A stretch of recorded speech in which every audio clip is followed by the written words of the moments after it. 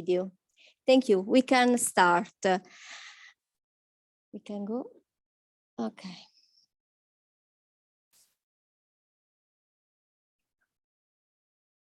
Yes, maybe yes. Okay. I am really pleasure to have you in this event. I am Sandra Troia. I am a consultant at All Digital, and this event is organized because we have arranged a project, EntreComp Synergies, and this event is a really important moment for us to share our opinion, to share our idea, to create synergies for continuing our project from our online communities to the reality. And this event is, sorry, maybe it's better.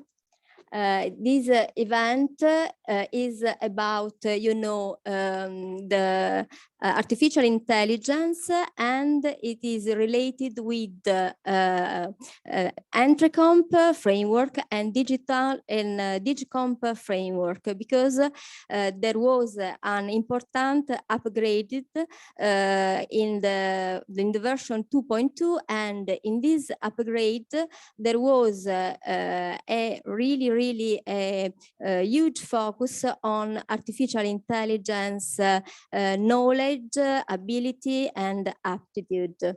And in this activity, we want this workshop, we want to create a community and that can continuing what we have started with the project.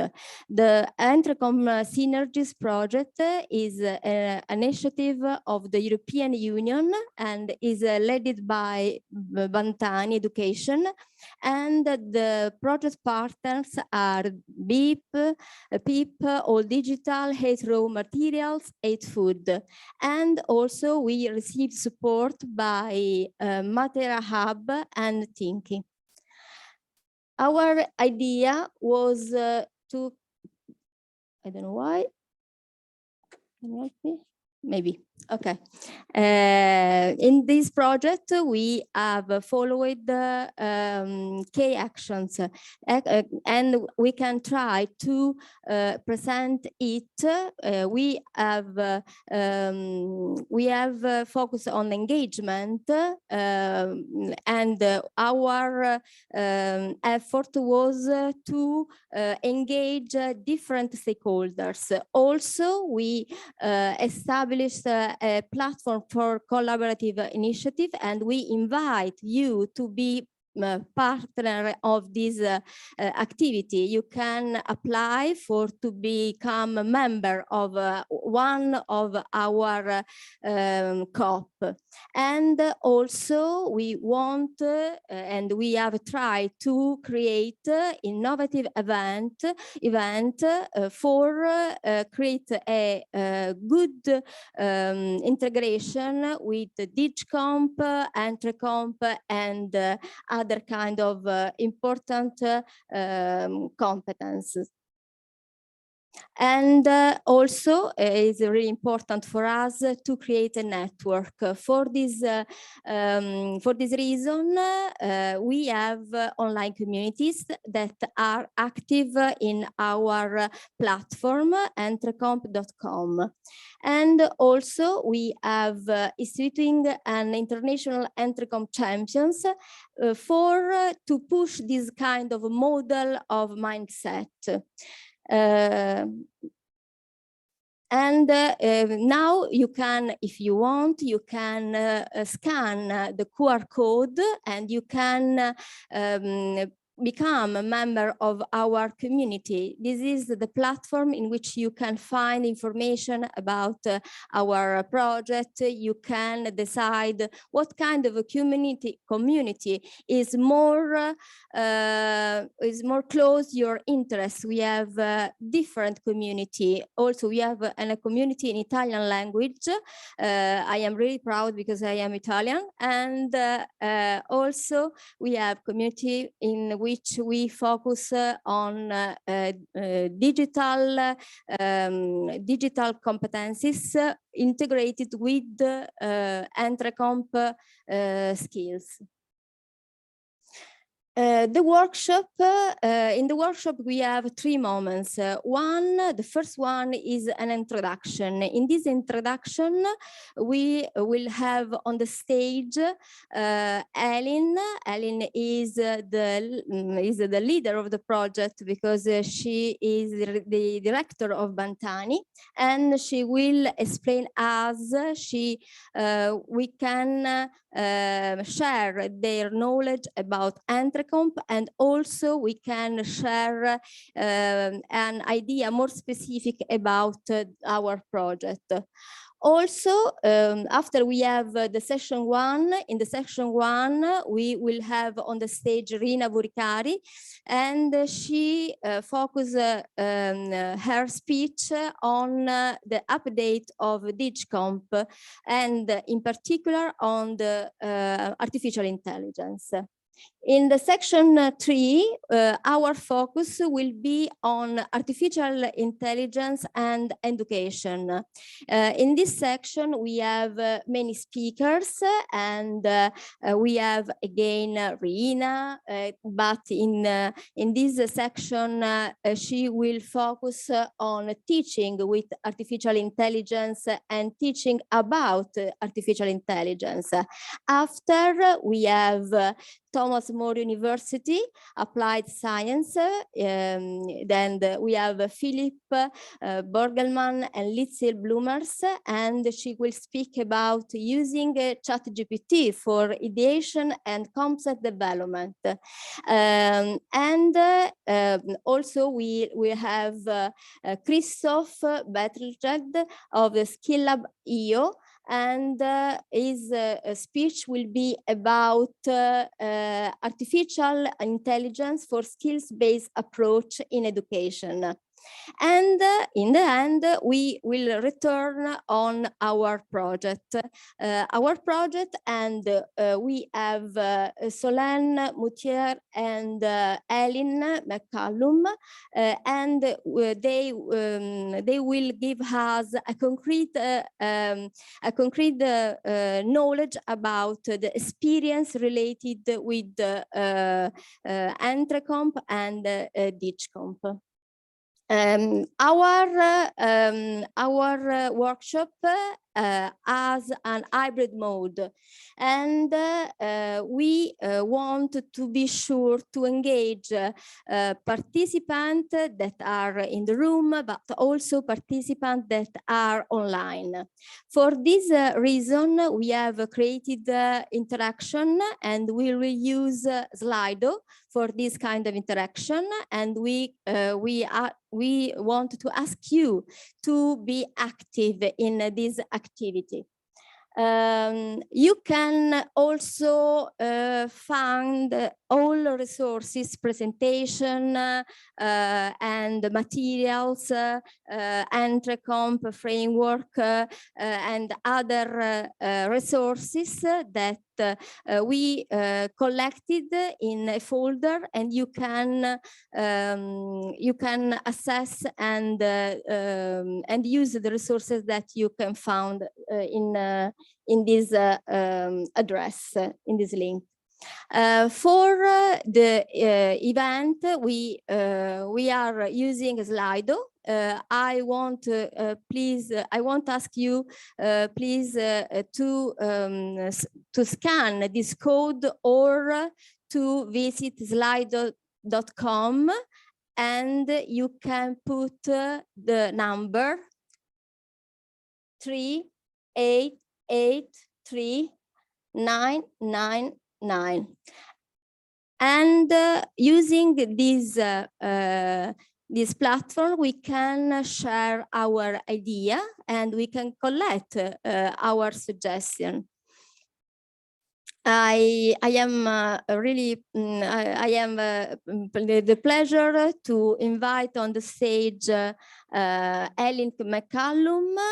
Ellen is the founder of the Bantani Education, a non-profit based in Belgium, and Bantani works to innovative practice about the EntreComp framework, and also they create a community, active community. Please. Thank you. Thank you.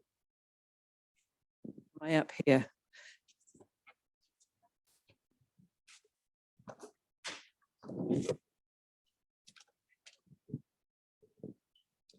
So, welcome. Thank you for coming, and thank you for your interest in looking at AI and entrepreneurial learning. I'm going to give you a quick run through of who we are, what we do in terms of the SYNERGIES project. So SYNERGIES is very much around connecting people, making those connections that will help us to see how can we bring these competencies, entrepreneurial competencies, this idea of helping people turn ideas, have creative ideas, decide on the value of ideas, and put those ideas into action. How can we introduce this into different areas, different sectors, different themes of learning, lifelong?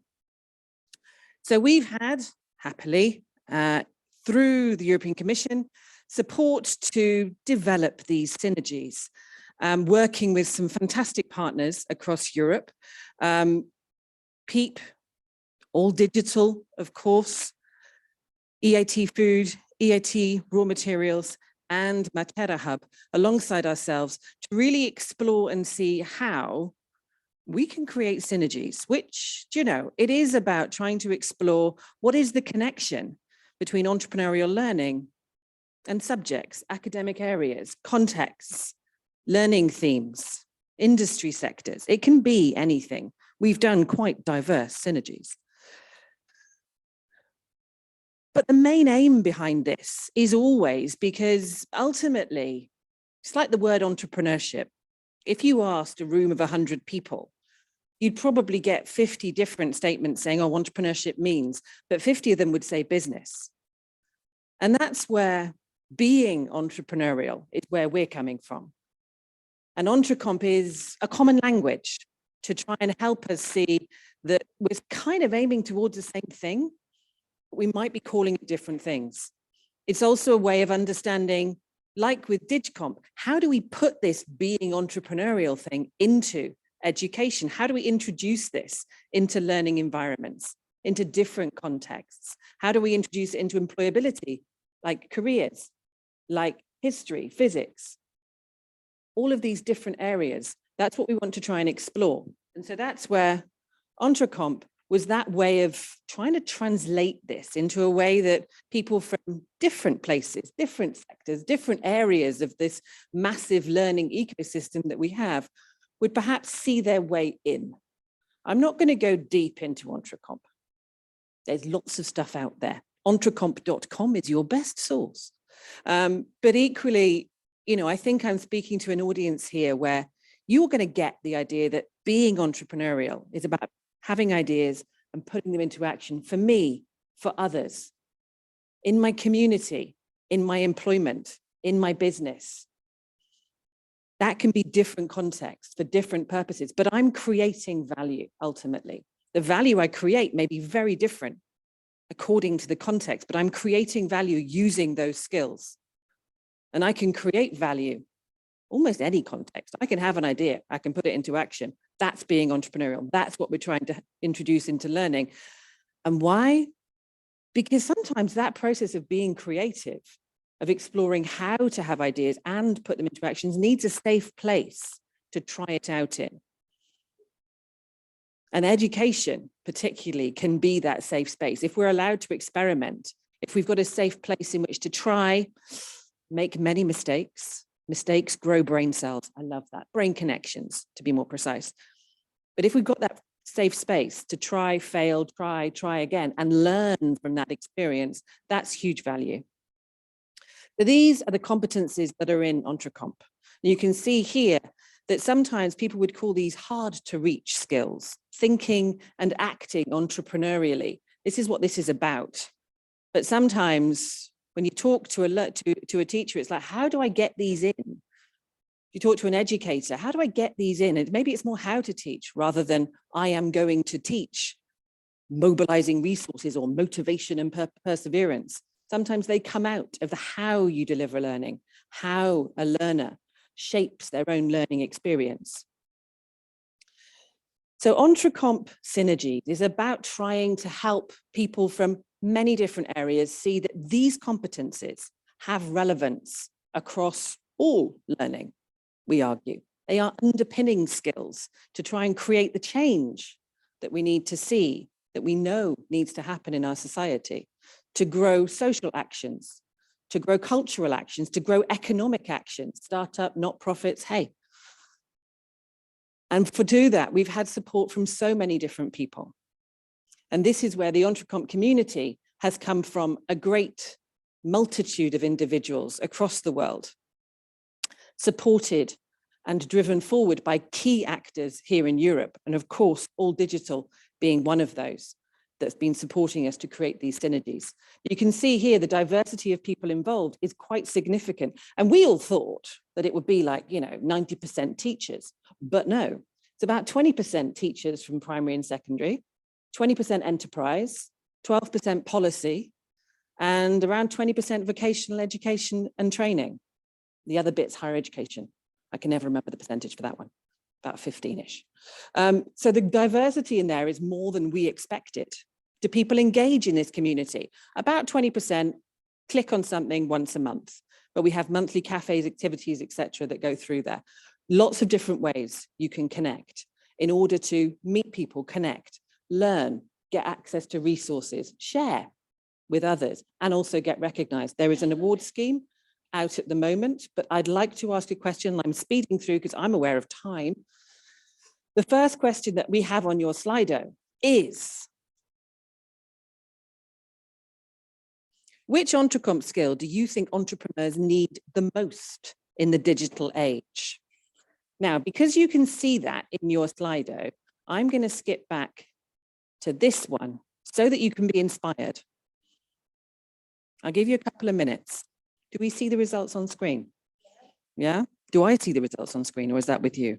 You have the power.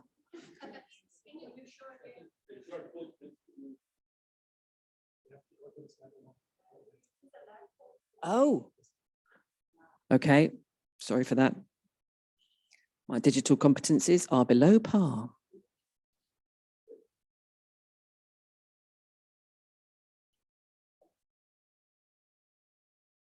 Hopefully you're participating online as well. We're very keen to get some results.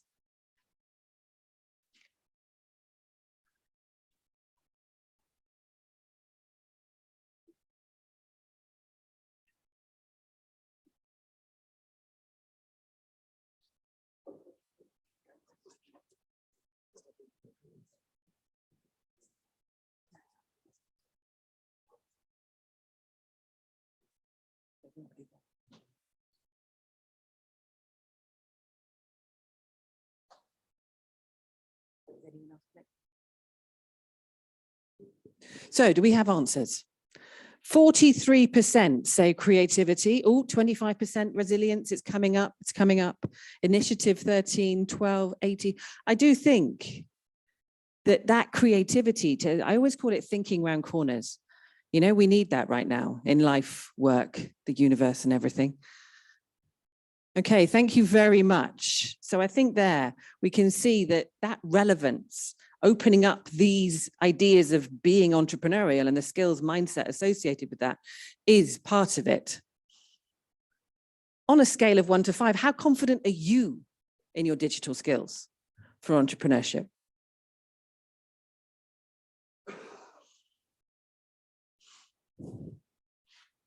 A lot of moderates here. Neither left nor right, neither up nor down.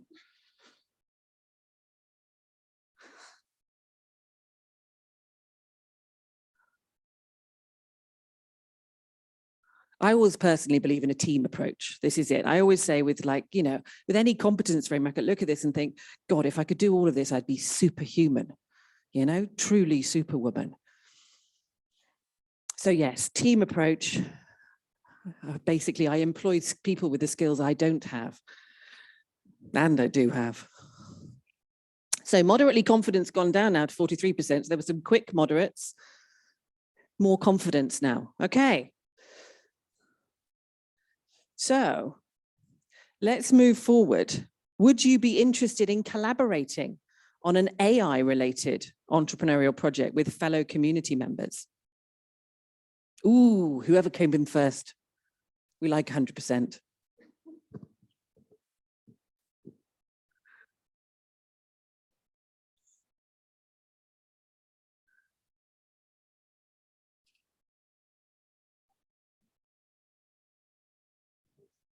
There we go. So we got yes, we got definitely maybe.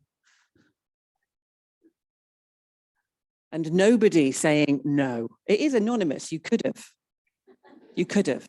So I'm happy that you didn't. That is a nice positive. Well, going solo. I climb Everest all by myself. I don't. Yes. Okay, so we've got a lot of interest in the room as well. Well, that bodes well. And now you need to participate actively and ask me a question. I'm open for questions. Anybody using EntreComp right now? Philip, you don't quite count. Yes. Lovely. Where are you from? Okay. We shall chat later. Anyone else?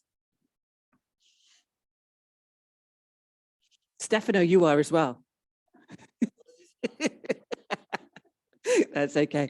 So hopefully through this, we can see the synergies, the potential to use this kind of approach. We don't mind if you call it EntreComp. This is about getting these skills into learning, understanding that entrepreneurial learning can always be digital, can always support digital creation, can always come through. I will now stop and I'll come back later. Yeah, but we had a question. We had a question. I'm sorry. How has generative AI helped me? Hey, I tell you what, I'll show you this afternoon because generative AI really inspired my thoughts about how AI can support entrepreneurial learning.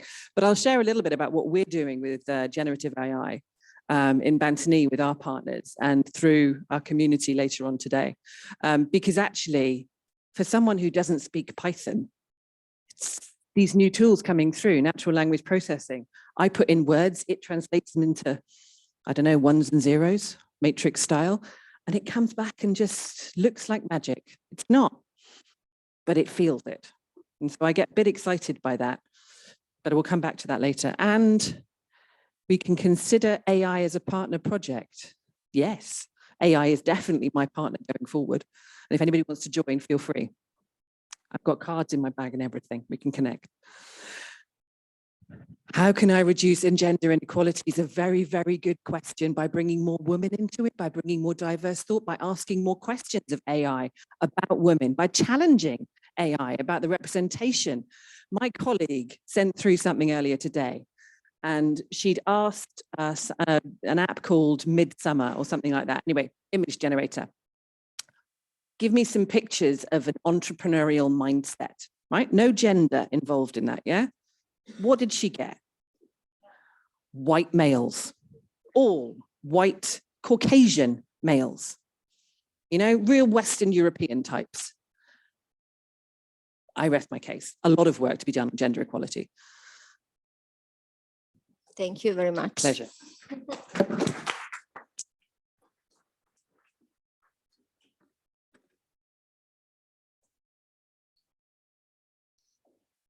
Okay. Now we can start the section one and our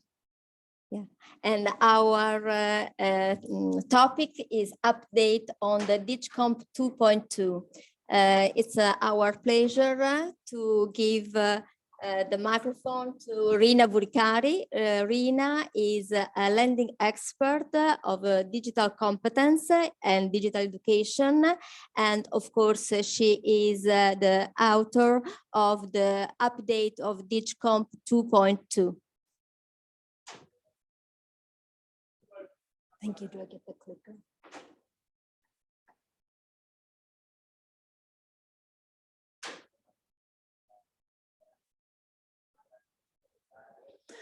Hello, everybody.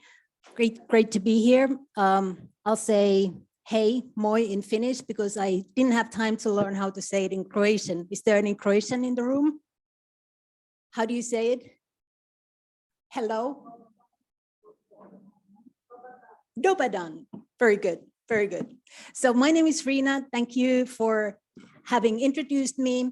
I will be talking here as the first author of the EntreComp 2.2. We have two topics to go. First, a little bit this, what is the link between digital competence and entrepreneurship competence, since that's also the topic of the workshop. And I will then actually dwell into our new examples, and specifically the ones about interacting with AI-driven systems. Just as a reminder for everybody, you probably have seen this, this graph before and seen this definition before. What does it really mean to be digitally competent today? We often talk about digital skills. We talk about digital literacy. There are many different terms, but actually one common agreed term at the European Union, also at the policy level, is being that digital competence involves confident, critical, and responsible use of and engagement with the full range of digital technologies for learning, at work, and for participation in society. So it's a very, very wide sort of a definition, but furthermore, the definition which comes from a council recommendation on key competencies for lifelong learning, having been updated in 2018, it also says that digital competence is divided into 5 areas. We have information and data literacy, we have communication collaboration, we have digital content creation, safety, and importantly, problem solving. How do we use these technologies to solve problems, both in the real world, in analog world, and in the digital world, let's say digital environments, and so on. Another important part of this definition, which we will be talking more about today, is that competence is actually a combination of knowledge, skills, and attitudes. So when we talk about digital skills, skills being kind of the ability to carry out processes, it could be the procedural skills. Do you know how to log on to your account online, for example? This is just one part of the competence. There's also a big part about it, which is knowledge, understanding the underlying knowledge, the facts. What does it mean if it's internet?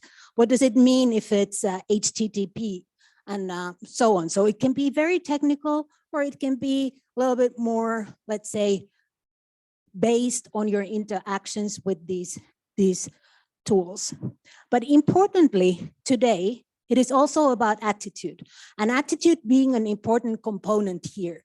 And it is that mindset to act. It is that disposition, your motivation actually to act. Let me give you an example. Many of us talk about privacy online nowadays. We talk about personal data. Many of us knows that many of these tools that we use actually collect a lot of personal data or behavioral data about you. We also have skills. So you have the knowledge. We have the skills. Many of us have the skills to go and change configurations online, but very few of us actually has the right mindset, that motivation to go online and do those configurations. So that's what we mean by attitude. It's an important component, and nowadays it even becomes more important. And well, this is especially for training. When we talk about upskilling, about attitudes also when being online. When we talk about assessment, you can think of self-assessing attitudes, but when we talk about testing, I don't think attitudes should be tested. So I already mentioned key competencies for lifelong learning. Key competencies being one of the council resolutions at the European Union. This has an importance, being a soft measure for member states to act upon. Key competencies, DICCOMP is one of the key competencies, but there are 8, all of them together. And here you can see entrepreneurship competence being one of them, personal, social, learning to learn competence, but also languages, using languages, literacy, cultural awareness and expression, and so on. So around those competencies, there are these frameworks, helping documents, helping us to define what do we actually mean by them, and defining what kind of competencies are involved and how to act upon them. So EntreComp, which was mentioned already many times, is also based, or let's say, was born by the European Commission Research Center, was given birth, maybe, was created.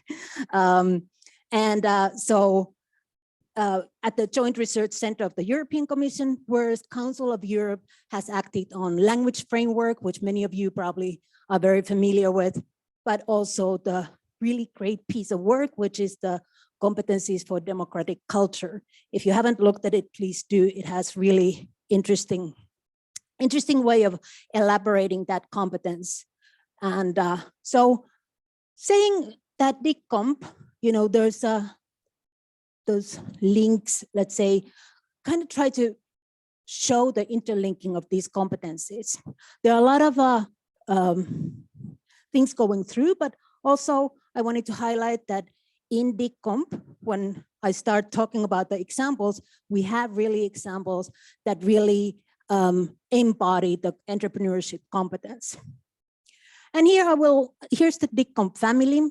It was first born in 2013, or given birth, and we have now different versions, but the current one is DICCOMP 2.2, and that has the new examples of knowledge, skills, and attitude.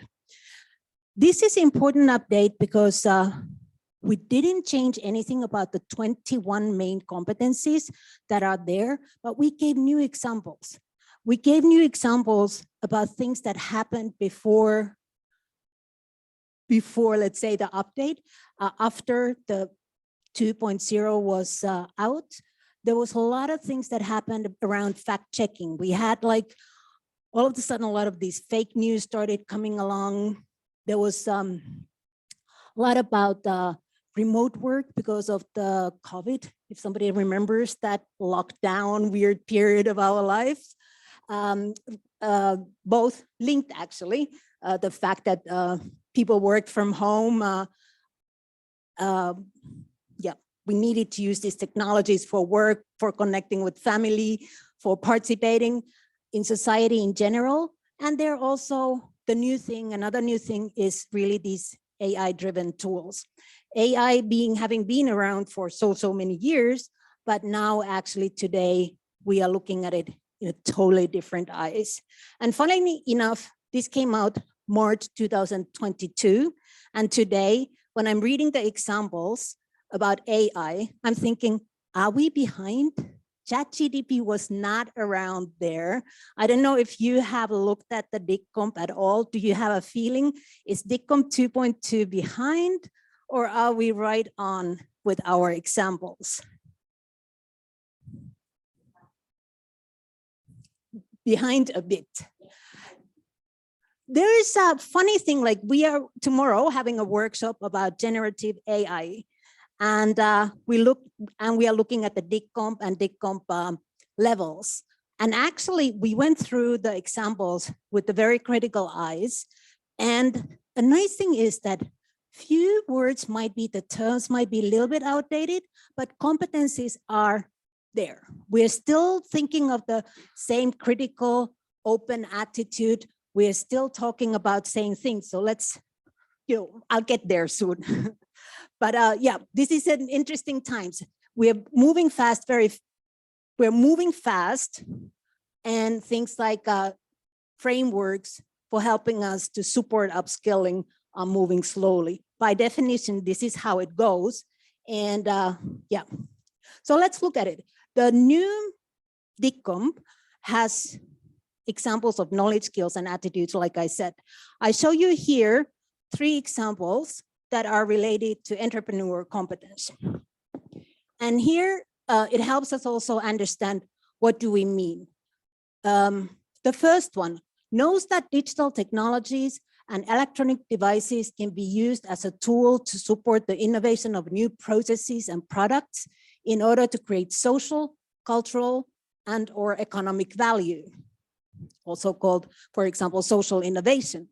Aware that what creates economic value might endanger or enhance social or cultural value. So here, this is a knowledge example. It's formulated starting knows that. So that for our language is sort of a key for knowledge. Knows how to, on the other hand, is the key for skills. Knows how to engage in resolving social problems through digital, hybrid, and non-digital solutions for the problem. For example, envisioning or planning online time banks, public reporting systems, resource sharing platforms. So these are very big sort of in the area of problem solving, but you can see how this is linked both to digital and entrepreneurship competence. The hardest part for us to create was actually these attitudes. They often start motivated to do something, open to do something, or critical to ponders. And so here, motivated to design and co-create new products, services using digital devices. For example, end user develop to create economic and social value for others. For example, in maker spaces or collective spaces. So here again, both products and services, processes, this idea of co-designing and co-creating, because nowadays digital competencies are not only about users, but it's heavily also being a co-creator and co-designer. So we go back a little bit, and I was saying like today, everything, is about AI-driven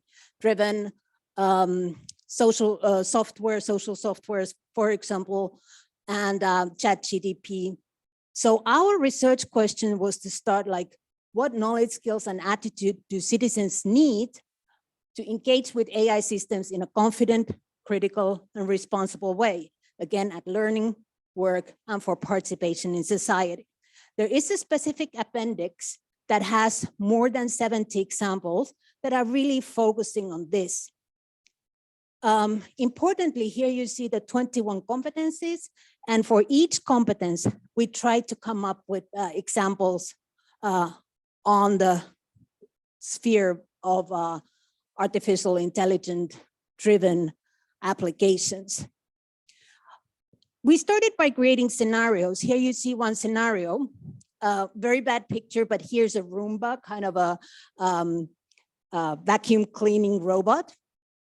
And there's a person giving prompt orders for this vacuum cleaner. So robot vacuums often use machine learning to map and navigate a room. So there's already one use of AI, and to recommend cleaning schedules, again, recommending another use of AI. Operating the vacuum cleaner robot through voice command also use AI. Your voice is actually translated into a command by using AI technologies. So if we think of this kind of scenario, we started to think of big competencies and where do people need to pay attention to. We came up with these examples. Already I said knowledge, skills, and attitude. Here, for example, we were we wanted people to understand that a lot of these devices, they actually collect a lot of data. They collect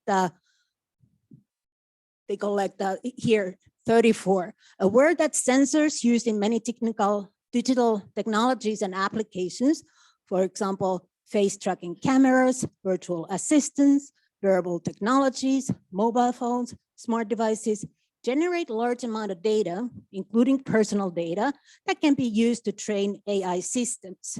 So a lot of people were not aware that if they use Roomba at home, or if they give voice commands on their phone, that this data actually can be saved and can be processed for further training applications, AI applications. But we also wanted them to be aware that these systems create user profiles based on this data. And based on that, they predict what the user might want to do next. Was it then a recommendation of a movie? Was it purchase something, or so on? Knows that also processing personal data is subject to local regulations. We have GDPR in Europe, and we wanted to be people aware of what does it actually mean. And like I said, the motivation weighs the benefits and risks of using biometric identification techniques, biometrics being like fingerprints or face images. And sometimes if you're authenticated by your voice, that's also a biometric identification. And how, if that is used, how that can be a possible safety risk if this information is leaked out. You can't get a second fingerprint, so to say. Once it's compromised, it's compromised. So here you can see examples related to scenarios that we run through. And at the end, we have this appendix that has 5 areas. What do systems do? How do AI systems work? When interacting with AI systems, the challenges and ethics, and related to human attitudes. And there, what is very important to us is the human agency and control. And actually here, when I said the research question, here you can see our requirements. Be aware what they do and so on. But importantly here again, we have the attitudes. And when interacting with AI systems, we really think it's important that citizens understand that they have the control over these tools and they have the agency. It's not enough that you think like, oh, I'm just going to watch the next film because the system recommended to me. Go back, think, do I really want to watch this next film, or should I do something else? So that kind of an attitude we hope to awaken in persons. Hopefully it's not too late. Also the idea that we have to be critical users of these AI-driven technologies, but yet open. And this is important. We do need to go and play with them, test them, and so on. But at the same time, I guess I lost it almost, being open and ethical considerations of usage. And I will give you some examples of those. We actually spent some time here to think like, give these prompts almost for users or any trainers when they would be talking about AI in life and upskilling about AI, like in which kind of context AI should be used. You know, we use it a lot in these kind of like social media applications or entertainment, or nowadays writing text with ChatGPT. But, you know, is it always okay to use them? And in which context should we have human in the loop? This means that, you know, you don't allow the machine or the application to take the decision on its own, but you have actually a person who reviews maybe the suggestions and says, yes, it's okay. So here, for example, we have, let me see here, readiness to contemplate ethical questions related to AI systems. For example, in which context, such as sentencing criminals, should AI recommendations not be used without human intervention? You know, like that's just to make people think of AI also above these little applications that we have on our phone and computer, but AI being used in general in the world for lots of kind of things, research, and so on, but also decisions about somebody's life. That's important. When should these be replacing human actions? Aware that AI-based technologies can be used to replace some human functions, for example, customer service, which might lead to some job losses or reallocations, but that new jobs might be generated to address new needs. So here, as you can see, we say there might be bad consequences, but they might be good consequences too. So we are not making judgments, but we are giving people the right tools to think positive and negative side of things. Environmental resources, that's a big thing. And let me just jump here again. Another area that might be interesting for you to look at is this human agency and control.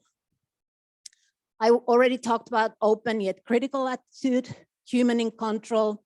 And here, you know, like open to AI systems, supporting humans to make informed decisions in accordance with their goals.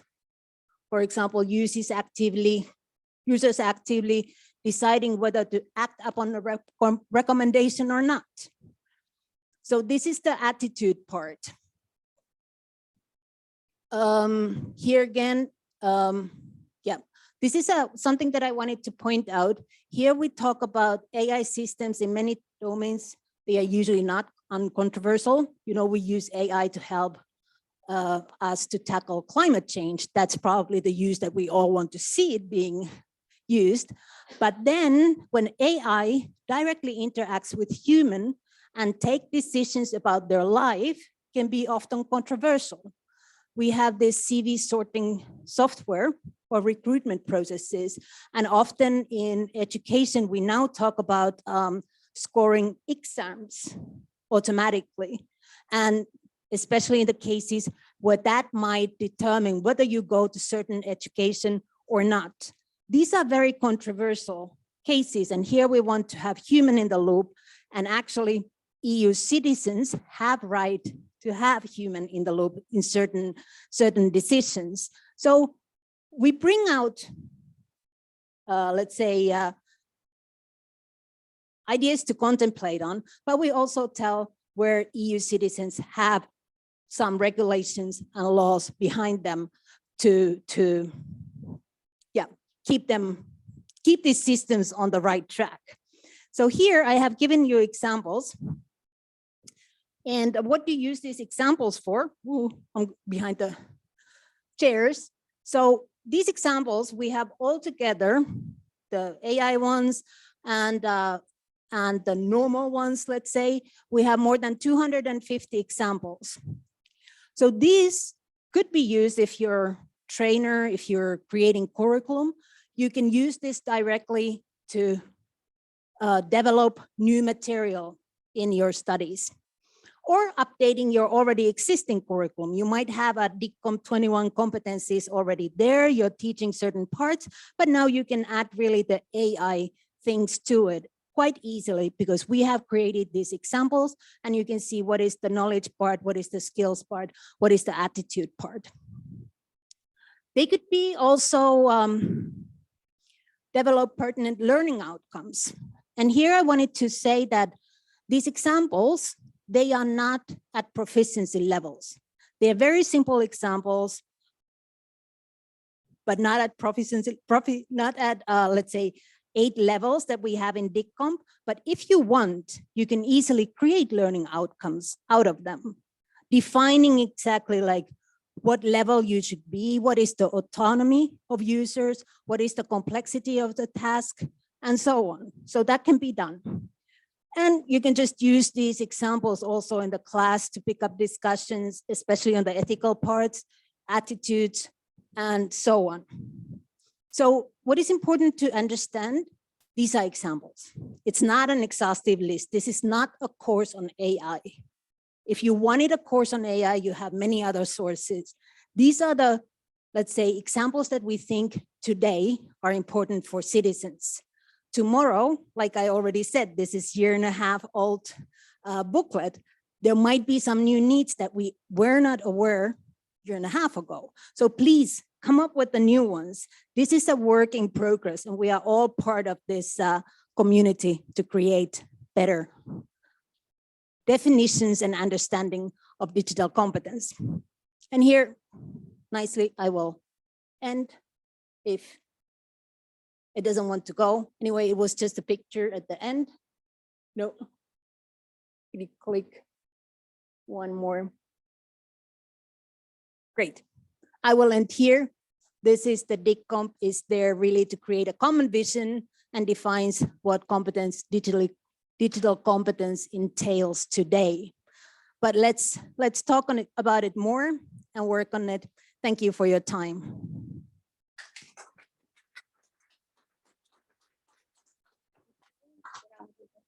Thank you. Thank you.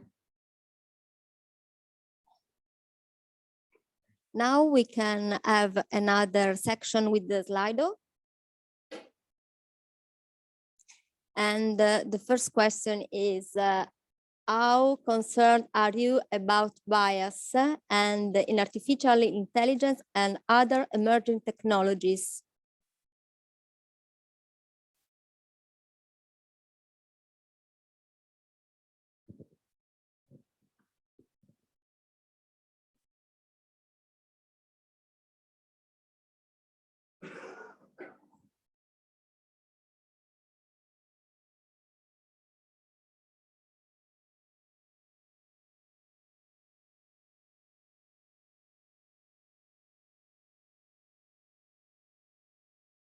Yes, very concerned. Nobody is non-concerned. Yes. Okay, just a second. Which digital competencies related to artificial intelligence do you consider crucial for environment sustainability?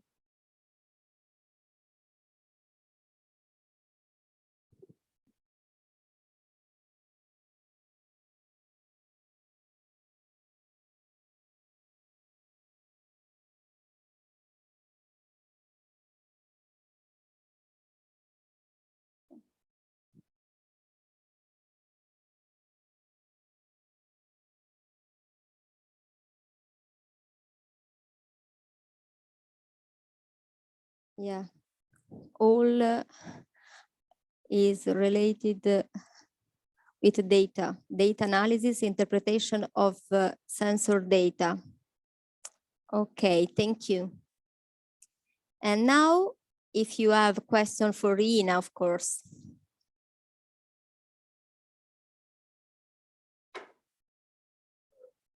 Yeah. I'm very interested in the link between the EntreComp, EntreComp, and the ESCO, especially for the competences, the attitudes, values, skills. How are they linked and are they updated when one framework is updated? So what is the relation between the two?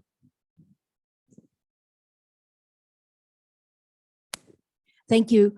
Actually, there is no dependency as such because the competencies, like these are the examples. So we can kind of quickly update the examples, whereas the competencies are more solid and slowly moving parts. So we have not created sort of a link between the two competence frameworks in a very, like, let's say, technical way. This is more conceptual linking that we are using. And actually we are going away from the idea that one framework lives alone and the other one lives alone in its own world. Actually, this interlinking and mixing the competencies is more the real way that we live in the real world.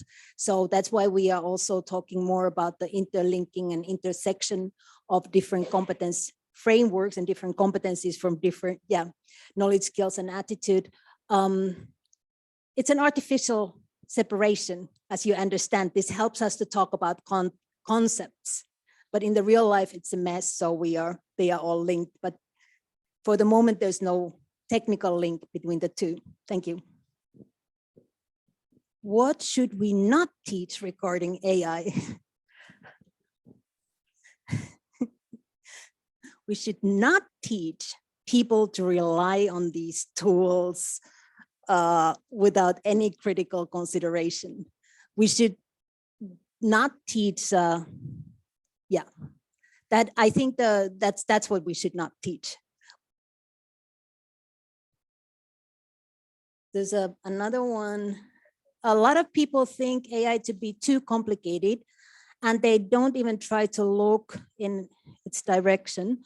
What could be the biggest motivation to people, citizens, individuals to learn how to deal with AI?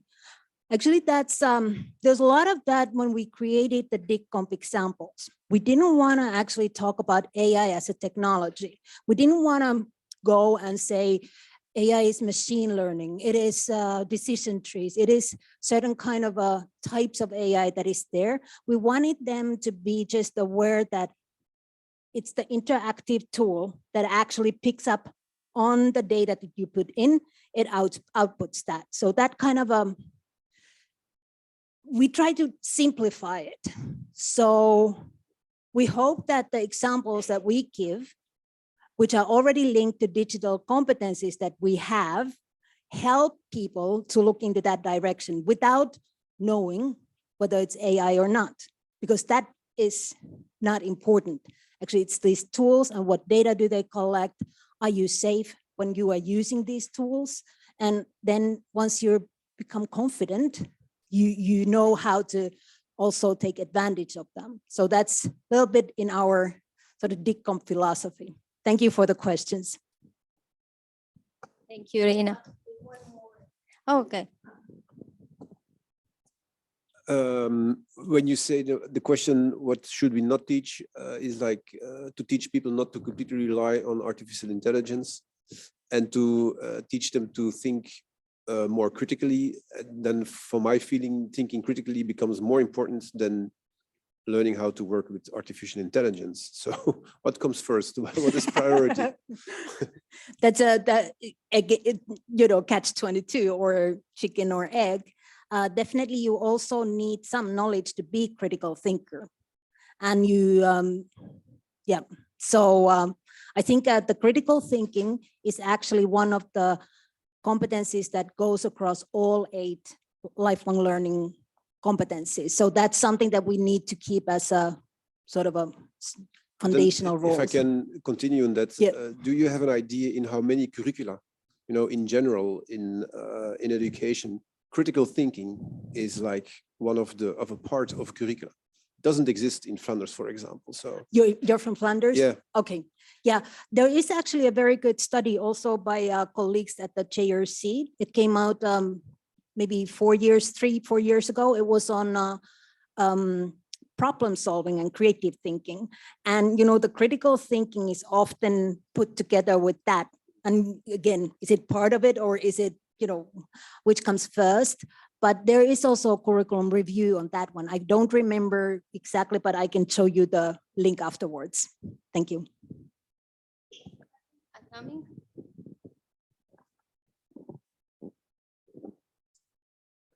It's a little bit a question like Philip did.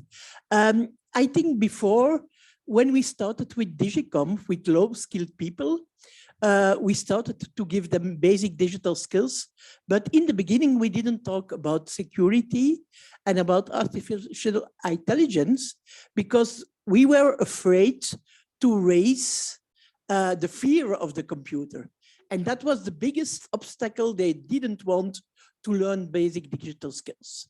Now, in reality, we cannot do this anymore.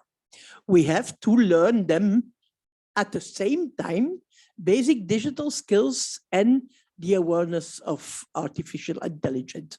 Do you have some examples of doing this in a proper way? Because it's very difficult and we are busy the whole time with this to see how we can solve this problem. I don't know if you have looked at our examples yet. Maybe that's something that we can look at together, because I think if you're already teaching those competencies from EntreComp, you will have examples that will actually lower, I think, the bar for people to enter into this discussion about like, what about my data? What about the safety and security when I'm using these tools? It's super important what you're saying, and hopefully, somebody in the room might already have examples on this. So please step in. Sharing is caring. Okay. We can go. Thank you. Thank you. We can start with the session 2, artificial intelligence and education. Please, I will invite the speaker on the stage. All, yes, all, and maybe it's your turn again. Sorry. Okay, and now Rina is starting her speech about teaching for artificial intelligence, teaching with artificial intelligence, teaching about artificial intelligence. Thank you. You guys, by the way, have some slides, or yes. Do you prefer? Yeah, I prefer to have my slides posted. Then yeah, everybody can yeah. Yes, yeah. yes. You are just. But a I second. thought, like, if I'm the only one, I'm not going to. Thank you. Okay. So I wanted to. Actually, this is a great continuation about the introduction that I gave to you about EntreComp new examples, and here we are looking more about what are the competencies that teachers should have when we are teaching for AI, with AI, and about AI. So I don't know if you already know these definitions, so I will walk you through, but I first would like to say that this work is done in the context of European Digital Education Hub. I don't know if any of you know, but this is a free online sort of community for teachers that the European Commission put up maybe year and a half ago. And last winter, they had a call for people who are interested in AI in education. Myself being a teacher is a first profession, I was of course interested in the topic. So for about 4 months, there was a group of people discussing about different things, and we have 8 publications. Here you can see the first one was about teacher competencies, and I will talk through quickly this idea. So teaching for AI is exactly EntreComp. So this is like what all citizens should know about AI and artificial intelligence, because we are surrounded by these tools. And aim is to provide the necessary knowledge, skills, and attitude so that they can be confident and critical and safe users of these technologies. So this is something that everybody needs in their life for AI. Teaching with AI would then again be teacher in their professional setting, and they use these AI systems for educational goals. And this includes that they would understand when the pedagogical judgment should be made by the machine or by the teacher, and when would be the functioning, for example, understand also what does this software do from pedagogical point of view? How is this software actually helping me to teach? If it's about assessment, what kind of an assessment model lays underneath this software? And there's, especially nowadays, we talk a lot about the use of personal data, use of data in education in general. These digital platforms that are used for education and training purposes generate a huge amount of data. So also, how is that data used? Is it safe? And is it unbiased? Or are those algorithms that have been trained? What kind of data they've been using? So there's a bunch of teaching professional questions that you should be aware of. And then teaching about AI is the one that you actually look under the hood of a car and you understand how does the combustion engine work, or how does the brake system work in a car.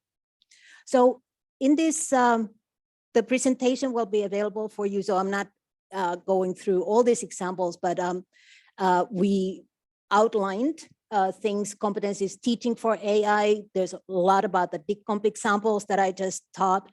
we use this, well, I use this metaphor sometimes that it is like learning the rules of road conduct, road kind of signs, and understanding when there's a sign for sidewalk that cars should stop there and then the pedestrians can walk.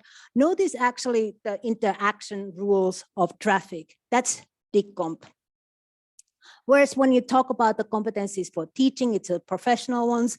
Nobody can read the small text, so don't worry, you can go back and look at it. But importantly, in this case, the underlying framework comes also from digital competence for educators. There's a EduComp, DigComp Edu, and here the ideas of, in a similar way, giving examples in these 6 areas, professional development, understand what does the software do at school, what are the ethical considerations of use of data, how can data be, algorithms be trained on better data, and so on, in the context of education always. And then the competence about AI, or teaching about AI. Here there's some links to ongoing work where they are actually thinking about this thing. And recommendation by this group was something that I can't read.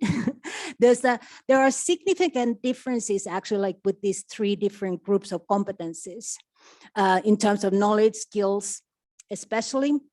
Attitudes may be a little bit less, but what is important is that all teachers should understand the impact of AI on people and have competencies to teach about that. So about with teaching for AI and with AI. So those are the important things.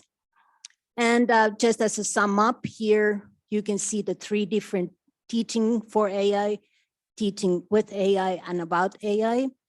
And why I personally like this idea is that we often think this is such a complex discussion using, AI tools in education. I get all confused. There's so many issues.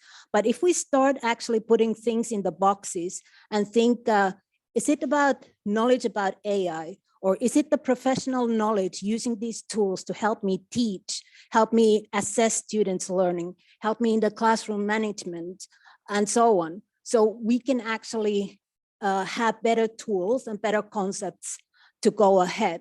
So I invite you all to take a look at these reports, continue discussion, of course. They are available at the Education Hub. And this report that I was talking to you about is the first one, but there are 6 other ones, all very interesting insights. And they are also available at Lydia Grail's personal blog. She was the one who was leading the working group, and she has put them without any password available for everybody. So that's my little input for this panel discussion. Thank you. Thank you very much. Yes, now we can, just a second, okay. Now we can have an interaction. Do you think current educational systems are adequately preparing students for the artificial-driven future?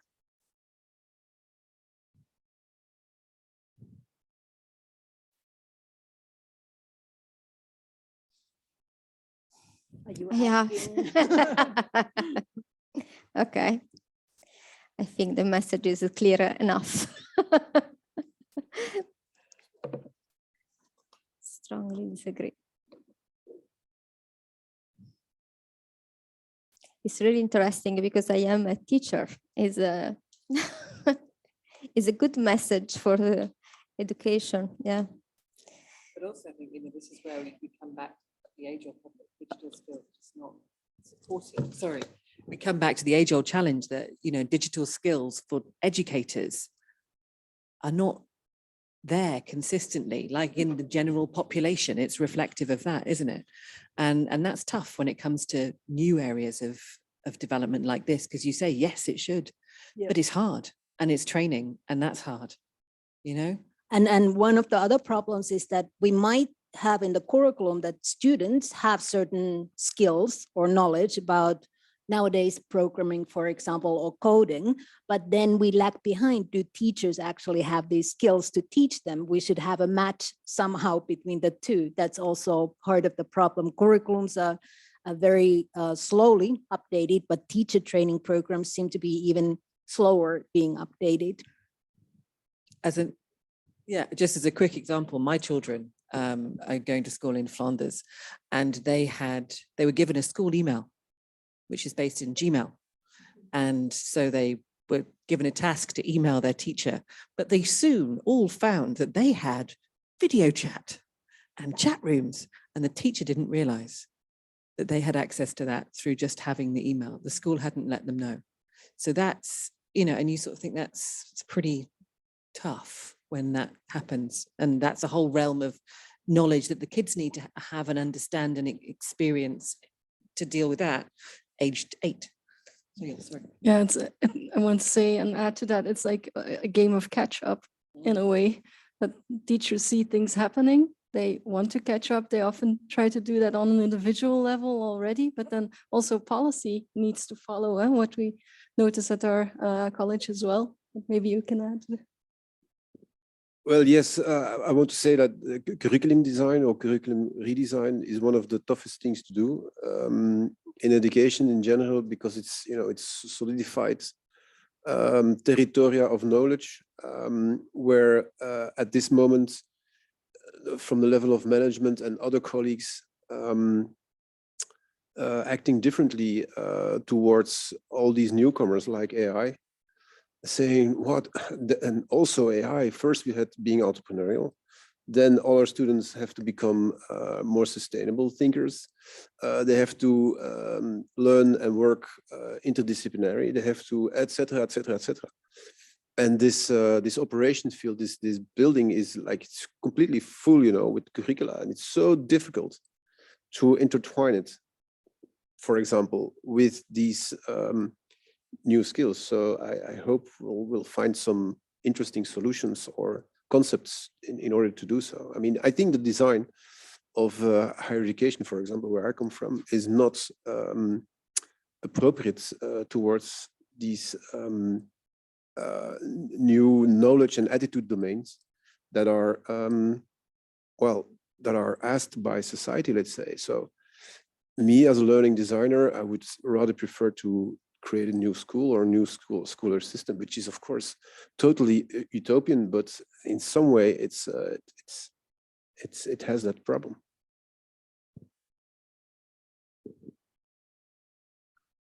Thank you. Now another interaction. Do you think artificial intelligence can be used to improve learning experiences?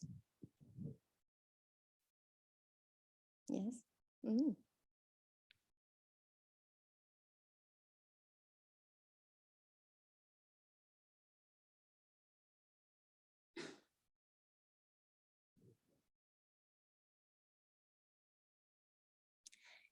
Yes. I think improve, that's important, because we don't know what the baseline is. And I would say it's unsure, like sometimes it might improve a lot if you have nothing.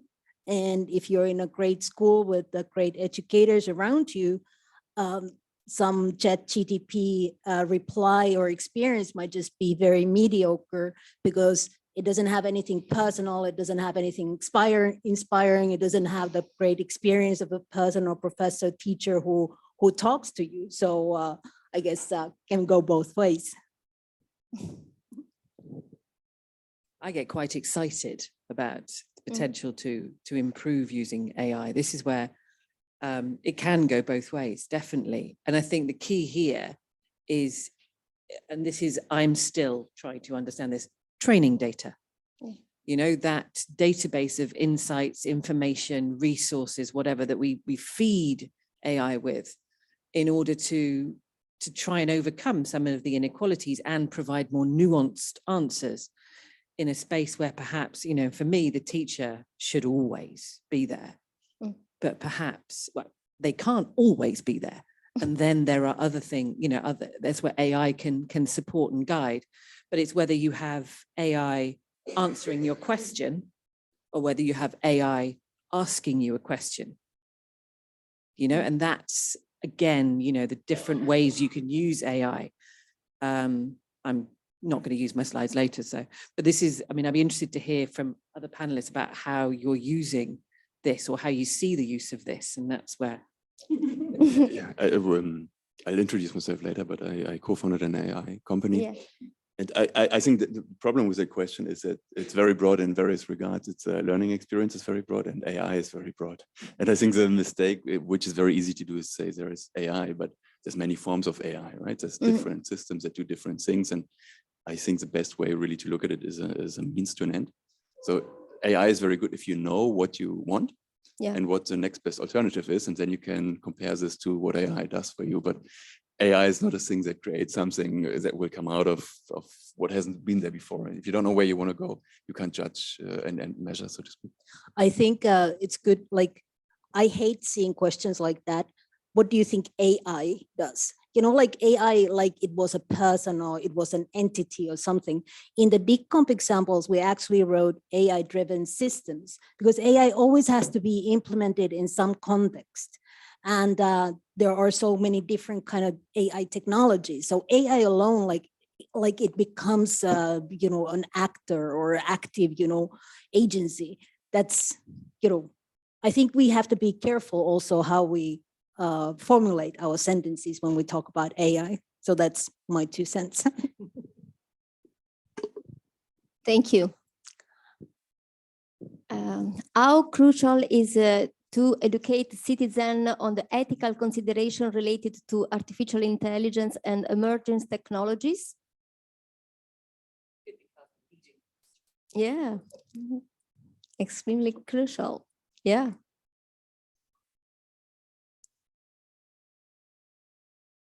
Crucial. Yes.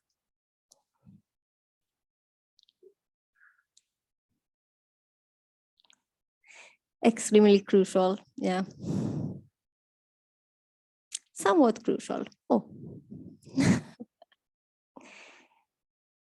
Thank you.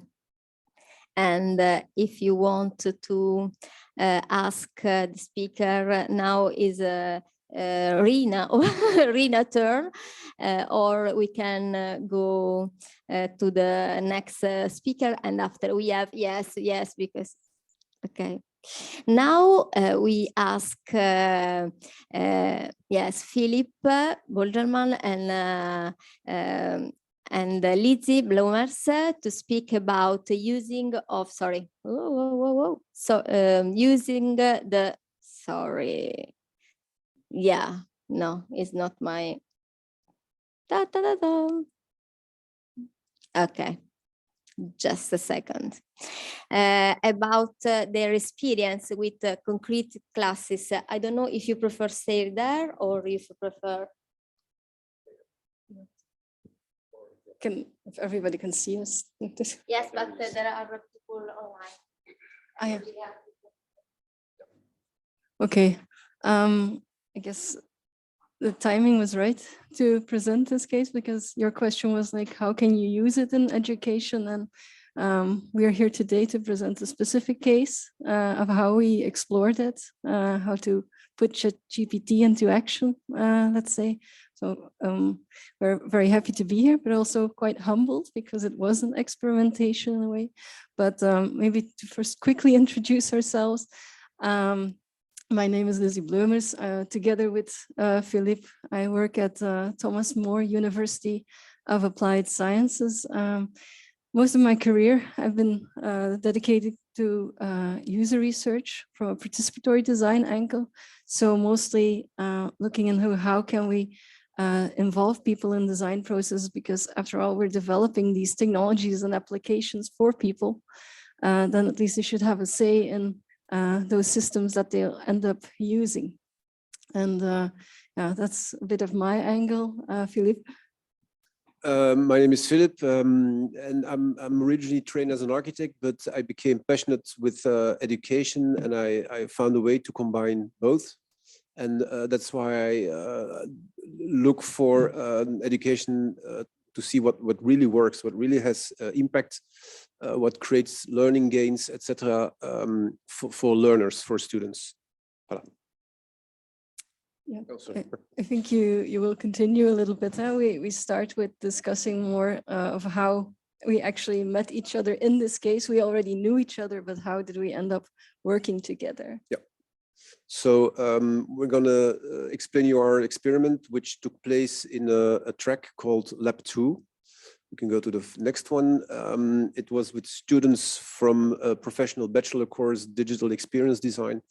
It's basically students who learn to design, develop, communicate, and think of the business around digital products like apps and websites, etc. So those three curricular pillars are the things that students need to show to integrate after a certain period of time. And exactly this track, Lab 2, is an integration track or course. It's the important, most important course in the second semester. Stands for 12 credits, and students have to prove, to show that they're able to conceptualize, to design, to code, to build a business plan, to communicate, etc. A solution, an innovative, new, novel solution via a digital product for a given problem for a certain target group. So it's quite difficult. And over the 12 weeks, the students go through this process guided by us, teachers, and we assist them. And the reason I summed up these learning goals are exactly connected to the experiment we did with ChatGPT. Because as you said in the beginning, being creative, thinking creative, it is so-called hard to get skills. I mean, for 19 years olds, often it's well, on the level of thinking and even meta thinking, cognition, etc. It is sometimes extremely difficult for them, more difficult than coding, etc. So defining the essence of a problem statement, emphasizing with the target group, finding several creative novel solutions, etc., etc. Keep it in mind, you know, after we talk about the experience we did with ChatGPT. For example, to give you a concrete example, this integration course, the most important thing is a track called concept development. It says what it says. You have to show that you're able to develop a new, innovative, novel concept. And it is like in the mindset of the students, like a tough one, because it's like on 60% of the scores is this ability to create a concept. Next to other courses that are connected to it, market research, planning and project management. So in a way, they have to work like a developer in a digital agency. And for example, a very good example, you only show good examples in these kinds of presentations, of course, is a project called Bubble Tune. And it was a way to reconnect that students try to find in this digital age after Corona. Also, how can people reconnect with each other, for example, via music, where they developed this app where when you listen to, for example, medieval southern Italian harp music, and you're in the subway and you put your bubble tune on, it's connected with GPS signals, and suddenly there's a pop-up that somebody else in the train is also listening to medieval South Italian harp music. Wow, great. So there's a connection. You don't have to really contact that person because it's completely GDPR proof. But that is like a concept that is developed over 2 years. It took 2 years to finally get it from an embryonic idea to a final product now, because it takes so long, because students have to learn to think creative in terms of conceptualize, etc., etc. So Lab 2 always starts with a hackathon. Last year, the theme was digital society. How will increasing digitalization affect shaping of our society? We broke it down into 7 use cases: metaverse, well-being, identity, cybersecurity, democracy, etc. And for example, Bubble Tune was created in the second one, well-being and health. So this to give you a slight overview of the work we have to do as educators, as teachers, to guide and help students in order to develop these concepts, to come up with new, novel ideas, etc., etc.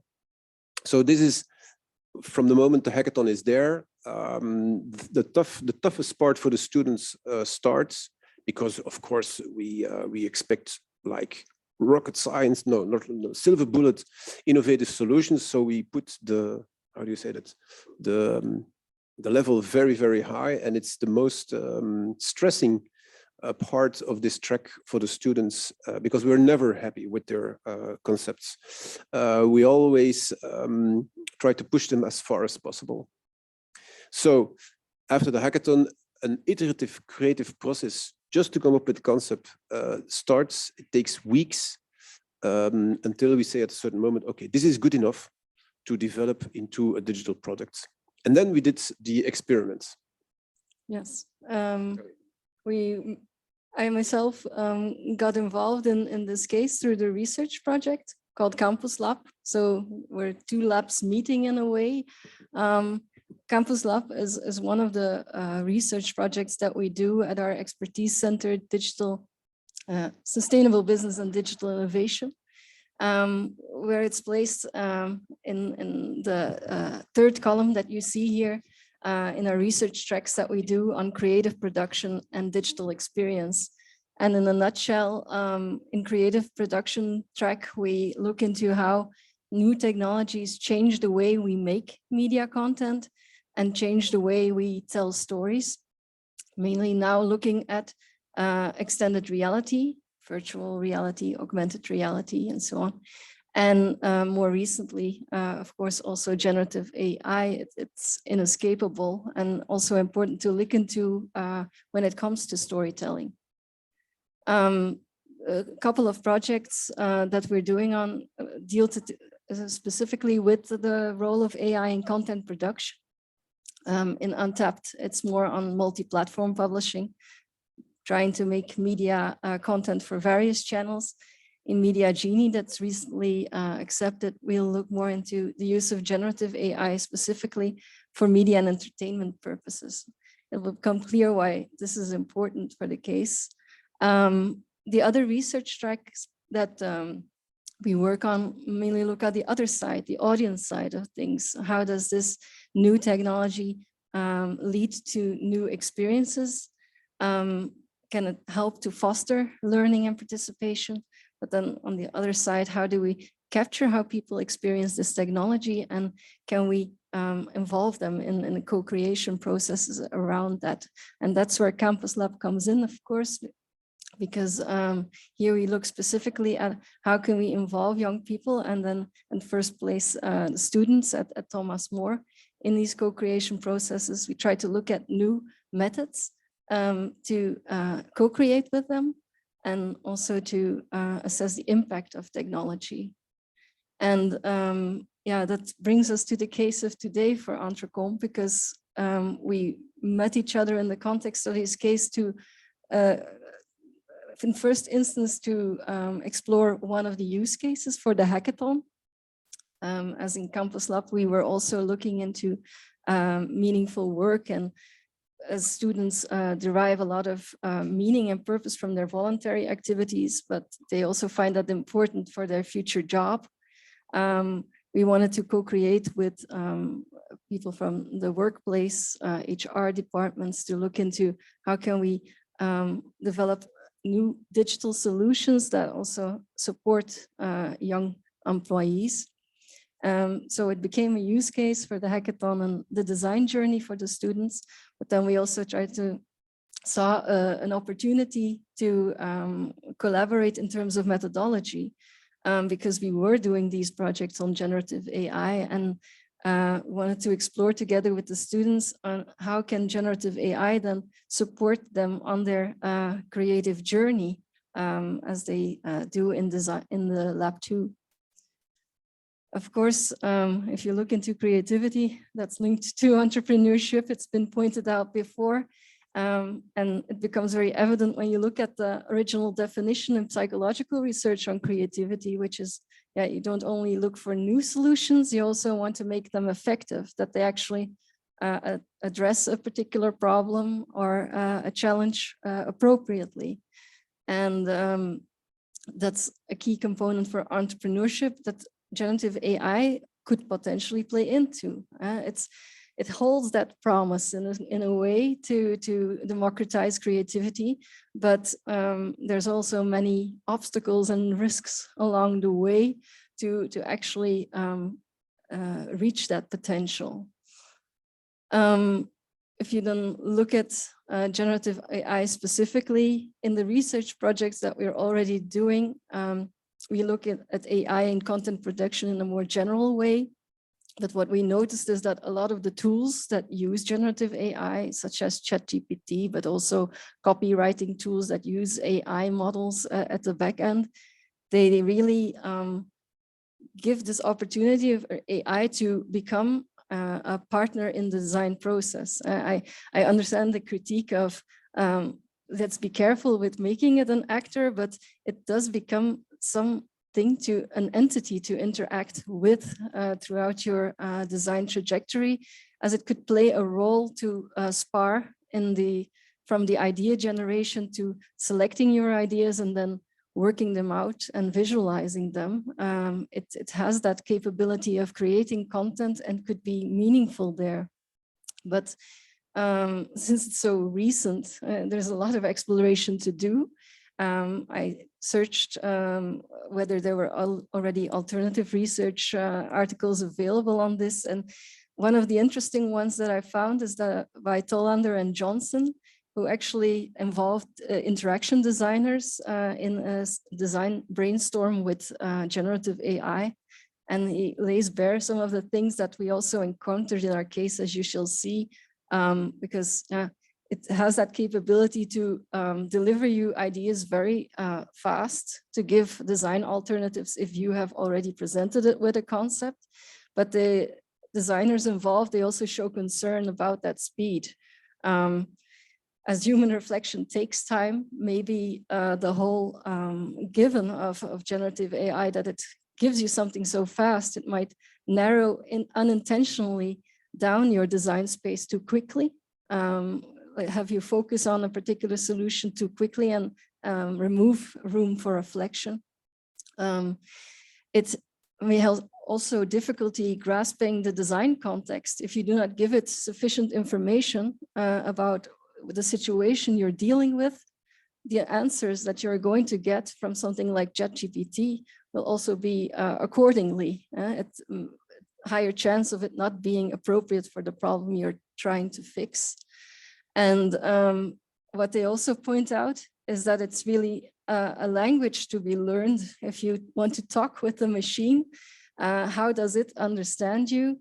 It's almost like learning a foreign language, but you don't know the grammar yet, right? There is a promise, but also great difficulties. And we were aware of that when we started with the case. We used ChatGPT, the free version, to make it accessible for students. And we used it to refine the concept that they had. So they were already a little bit further from the basic idea. And we wanted to engage them in a session during the course where they interacted with ChatGPT. I did some facilitation in the sense that I explained how they could instruct ChatGPT and elements of an effective prompt. But they then went on independently. We did help them in the sense that we divided them into two groups that each interacted with ChatGPT differently. I'll explain a little bit more. But the overall goal for both groups was to obtain a business model canvas that captured their concept and also to translate their idea and further work out their idea. It's not just translation, to a design brief. The two interaction modes were, on the one hand, question chain, which is basically you give a long instruction to ChatGPT, you ask, and it gives you already an initial output, in this case, the business model canvas. But then you start asking more questions yourself to refine that and get it closer to what your team is aiming for. With the role play interaction method, we put the students in the position of being questioned. And ChatGPT then took on the role of a design facilitator. So here's the two prompts as we presented them to the students. We explained this first, of course, step by step, but it's the final result. And what's important to note here is that we make clear what are different components to include into the instruction or the prompt, as we say. In the question chain method and role play, there were a few common elements because the goal was the same. But in the question chain, you first give some information about the design context, a clear instruction, what do we want to arrive at, a concept that's been elaborated, and we also detail the specifications for the layout that we wanted it to have in a business model canvas. In the role play, the added elements are that we also specify the role of ChatGPT as a design facilitator, a coach in a way, and also explain the procedure so that there would be this pacing that ChatGPT asks a question to the students, they answer, and we continue. Here you can see what a business model canvas looks like. It revolves around a value proposition of what you want to provide, value that you want to provide to your target audience and other stakeholders. And an example of a product brief, we included both because in the product brief, the focus is more on features, which might be obscured a little bit in the business model canvas. But what's important, what did we observe? Well, as the role play paces the co-creation process, we did see that this provided more opportunities for the students for reflection. So that critique from Tollander and Johnson, I really feel that a lot depends on how you instruct ChatGPT. And in fact, if we asked students if they had already used this type of method before, none of them had. They were aware of the simple instruction and question asking, but not of this way of questioning ChatGPT, while it can yield more in-depth answers because you as a person are also involved. And interestingly, if we asked them, like, how did you feel it impacted your concept? Students in the role play method said, well, it didn't impact it so much, actually. But I think that also has to do with the fact that they were at the active position and that they themselves decided what to change and what not. While in the question chain method, they sometimes felt like, well, it provided me with output right away. It looks great, but it sometimes deviates from what we were thinking of. And instead of embracing that as an opportunity to reflect, they kind of felt, I just have to instruct it to go back to what I initially had. The deviation became something annoying almost. But overall, what did they see that ChatGPT helped them do is structure their concept. So they had their idea, but some of it was not explicit yet in their head. And also on paper, it looked kind of chaotic.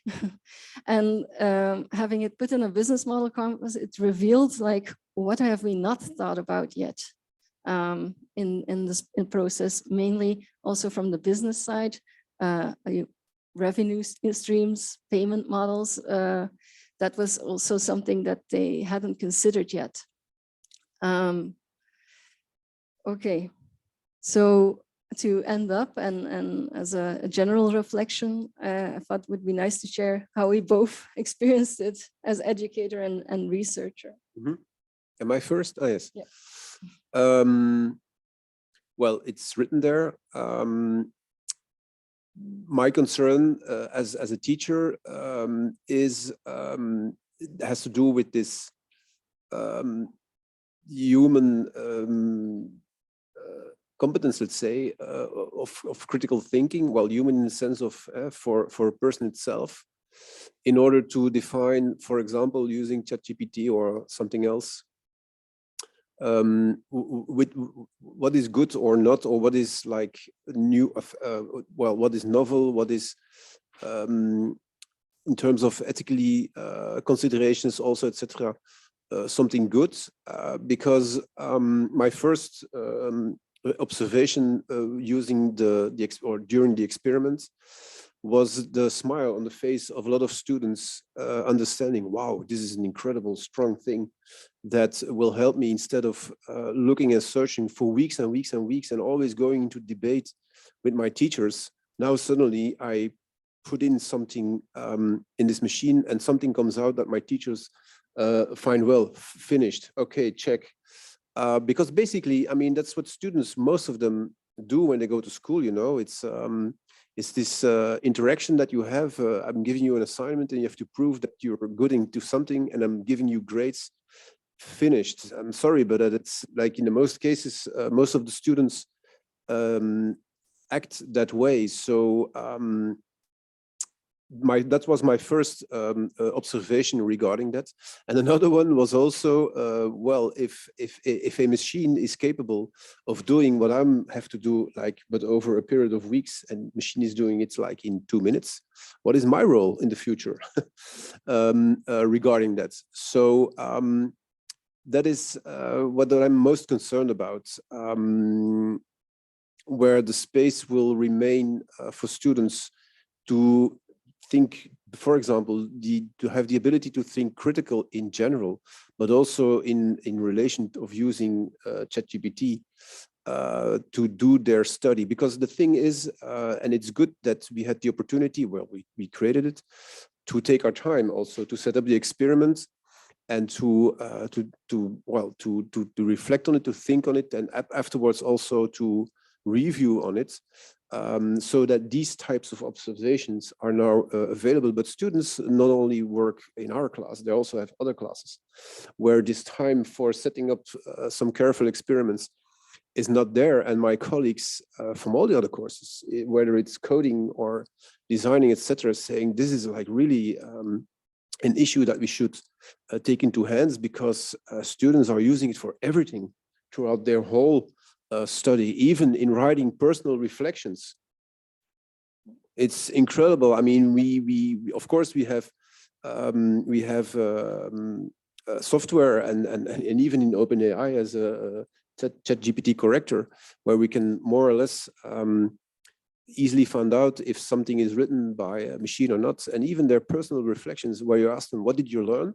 And they even, for that, they use ChatGPT. I mean, yeah, I mean, so there's this work that we have to do to make for me at this moment. AI is like a tool that can increase your human performance in thinking critically, creative, etc., but it cannot replace it. And that is what students at this moment mostly tax it. It replaces what I have to do in school in order to get good points, etc. So yeah, and that is something that we have to deal with. That's my observation. Yeah, I really got you thinking. Yeah, from the research perspective, I would say I feel that, at least for this class and this context, that the results kind of alleviate your concern in a way, because if you look, and particularly at a role play method, there's so much still for the teacher to play a role in when it comes to this, beginning simply with instructing on how to use ChatGPT appropriately, because we are all using it, but even myself, I'm still struggling to understand the limitations of what it can do, and what I can place my trust in and what I shouldn't. And if we give teachers the skills to develop that media literacy, specifically then for generative AI, understanding it on a technical level, how can we instruct it? Creatively, how can we engage it in a creative process where, for instance, role-playing can be actually a way to get both parties thinking and not have students just feel like they can sit back and relax.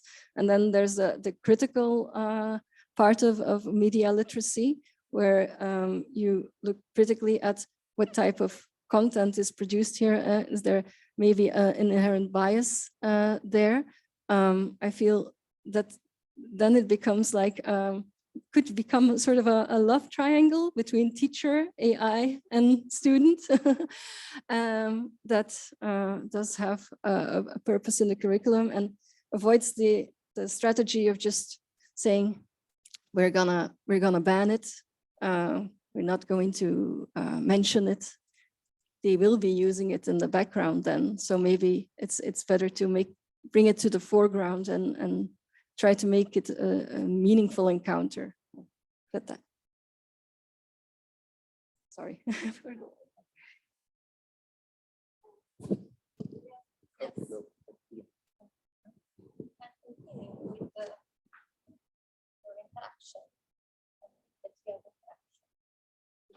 It's your interaction. Yeah. Yeah. We can move on. Yeah, sure.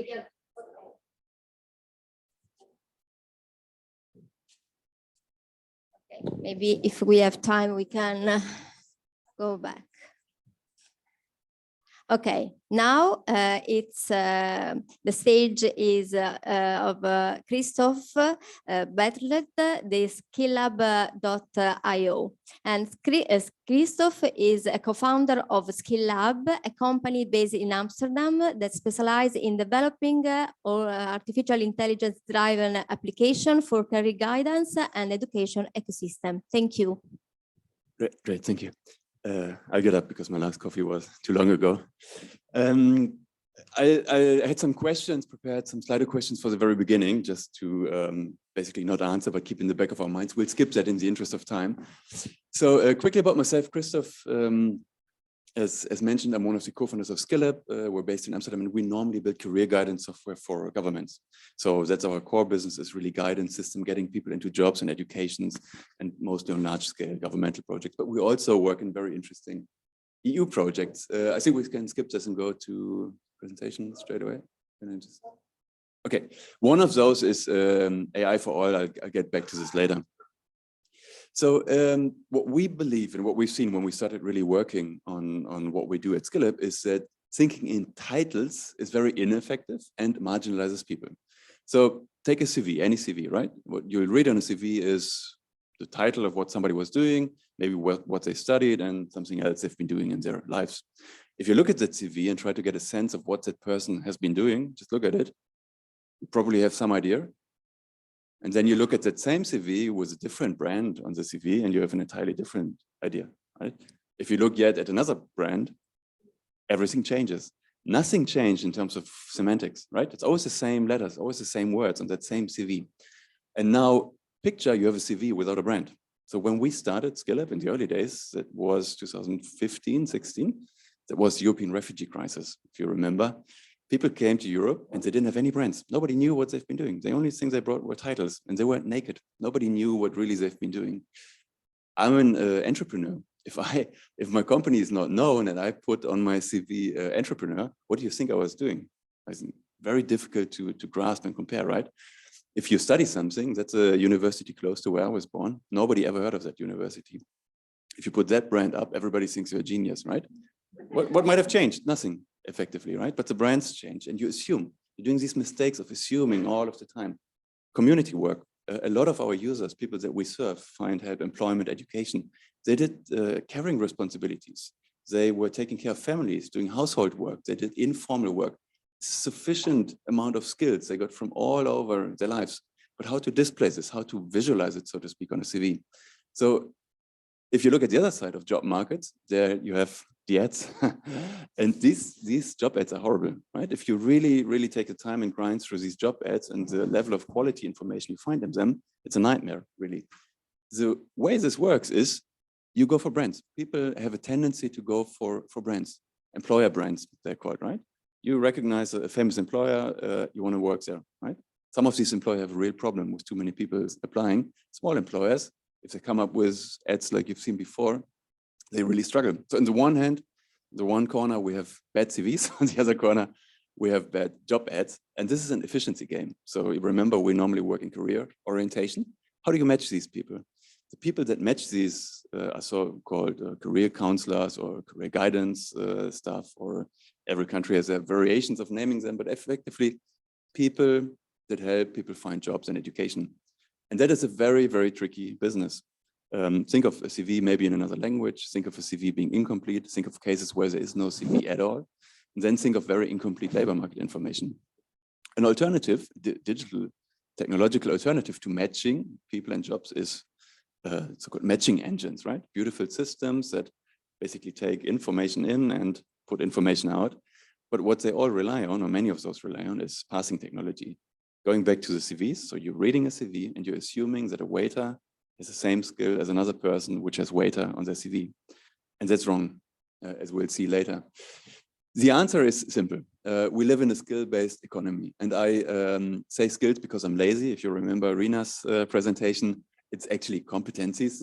Competencies are a much broader category: knowledge, attitudes, skills being one of them. I say skills, but I mean competencies, just a quick disclaimer. So that was clear. So when we looked at this, we said, like, hey, skills or competencies are much better carrier of information. You can translate them. They're accurate. If you said you did that one thing, you can actually translate it. It's very clear, and these skills can come from different corners of your life, right? It must not be that you have a clear-cut CV and something that everybody recognizes. So key questions we want to answer is, which skills do you have addressing the people? We want to know which skills do you need addressing the employers, and eventually we want to know which skills do you provide addressing the providers, the education providers. And what we do at SkillUp, and that gets back to, we had the cases question before, we build AI for a very specific purpose. We build AI to interview any of those three entities, the people, the employers, and the educators, on which skills they either have, search, or provide. That sounds like a very simple thing, but it's quite a complex question. What you see here, all of these little dots, that's a little visualization of a so-called taxonomy. That's the example of ESCO. I'm not sure how familiar you are with the ESCO frameworks, the European Skills Competencies framework. That's where my question comes from. You could also think of DigiComp. You could also think of EntreComp. If it was granular enough, you could think of the American ONET. What these taxonomies mostly are is two pillars. One pillar of skills. ESCO has 14,000 skills, and another pillar of occupations, 3,000 occupations, and they point at each other, right? It's a warehouse employee has these 20 skills, a waiter has those 15 skills, and so on and so forth. It's great. In the case of ESCO, or everything the European Union does, it's multilingual. You can describe these things, you can express the same thing, basically across languages in a very accurate fashion as competencies, skills, and knowledge, attitudes, values, and so on and so forth. The problem, though, is that this is very boxed. So you have basically thousands of skills, but how would you know where you come from, right? How would you ever know what is you? If I worked outside of, say, a formal occupation, if I was taking caring responsibility and so on and so forth, how would I express myself if I don't fit into any of these occupational boxes? Or would I click through 15,000 skills and find the answer to this? Probably not. And that's where AI comes in. And keep in mind, AI is a means to an end, right? In that instance, what AI does here for our technology is it simulates a very good interviewer, right? The question here is, how can you ask the most relevant out of 14, 15,000 questions to someone to understand which skills they bring from their past life, or ask the right questions to an employer to understand which skills they need. And that's a very concrete problem to solve, and that's where AI comes in very handy. And these things, obviously, spoke about that earlier, it's all about UX UI. That's just one of many possible visualizations. You need to make technology or build technology in a way that it also interacts with people. If nobody uses this, if nobody wants to interact with these type of tools, you won't get the data, you don't get what you really want to achieve. What you can do, basically, yeah, that's a big advantage of ESCO. So you can basically have someone do a skills assessment in Arabic or Ukrainian, show it to someone in French or Finnish. That's one of the real advantages of the European frameworks. What you do effectively is really, you're trying to serve quite a few, if you want to, stakeholders in the labor market. People, they identify what they're good at. The worst, by the way, is when people say, I don't have skills. Absolutely not true. You have the employment services that collect the demand supply side. You have the employers that articulate what they search for. Eventually, you have the training providers that can basically use the technology in a couple of ways. We're going to look at those in greater detail in a moment. What we get from this specific use of AI is skills information. And you can think of, say, where did somebody gain which skills? Where did they come from? Where do they want to go? And where do they want to go is definable. So you can say, here's an occupation which we know is relevant for the green transition, right? So which skills do I have? Where do they come from? Maybe from high school, maybe from a vocational education, maybe from a previous work experience. And what are the gaps? And if we look at education, that's the answer education needs to provide, right? What are the individual gaps? Somebody might come with a very different preset of skills than someone else. Regional differences, country differences. You could also think of, instead of matching to single occupations, take the EntreComp framework, right? So here are the categories. How do my skills fit into those categories? How do my skills fill these boxes? And what's missing? Do I have all of the data security assessment skills, for example? Oh, I'm lacking something, but for being an entrepreneur in the EntreComp framework or EntreComp, something is lacking. So that's questions we can address. And for the very specific use case of education, you can do quite a bit. You can tag courses. So why not going through all of these skills and creating skills tags, right? If you think of digital credentials, badges, and so on and so forth, you need to provide granular information. What are the skills that you provide? Help learners to understand what they already bring. Maybe they want to improve one skill. Maybe they need to build another skill from the scratch. That is relevant information for educators. Let learners see how the skills they gain in education have a relevance to jobs. So if I do this course and I get all of these skills, why is it important, right? What does it get me? Where does it allow me to work eventually? And these things can be quite insightful. So I skipped the slider questions, but one of these questions was, how many occupations outside of where you work can you think of? And the answer is quite low. Few people can think of more than 10 occupations, which is not the occupation they work in. So you really need to understand, okay, these are the skills I have. What are all of the occupations out there? And why do I bring certain skills for certain occupation? And eventually, yes, you help them in finding jobs. That's a very important thing. Tomorrow there's a workshop, if you're interested. We do, together with All Digital, we have a project going on that's called AI for All. And one of the key things that we learned is it's not only about the product, it's not only about AI, but specifically when it's AI, you need to take the people that use it and distribute it along. So this project is about teaching people how to use AI tools in their very, very daily operations, and eventually also building a tool together with them, with their input, with their help, customizing it in a way that allows them to see the reflection of their contributions to data, to choices that you make when building a tool, and so on and so forth, moving forward. If you're interested, please register, because we're preparing for this. So there are a couple of handouts and a QR code to scan. If you want to join that workshop tomorrow, please grab one of these papers. And yeah, we do this since a couple of days. As mentioned, normally work with public clients, but as AI for All, also very interested in working in EU projects with all of you. And yeah, ping me up and I hand it over. Wow. Thank you. I would ask Ellen to have their speech conclusion and as really a small presentation of the activity that we are following for EntreComp SYNERGIES project. Yes. So my first question is, can people participate in your session online tomorrow? Christoph? Good question. It's a very good question. Because I definitely know my colleague would love it. She is skills assessment queen. Let me find out what my colleague is doing. I'll ask her. Yeah, okay. So when I was looking and sort of, coming back to reflect at the end of this session, oh, there's another Joanna from Finland. Oh, yeah. I skipped a few slides in the interest of time. That's fine. Okay, so I was coming back to this in terms of really linking us back into synergies and trying to explore, just have a reflective conversation about, you can see through the presentations that I spotted in this session, how this concept of co-working competencies is almost something that happens seamlessly. We have to co-work these different competencies.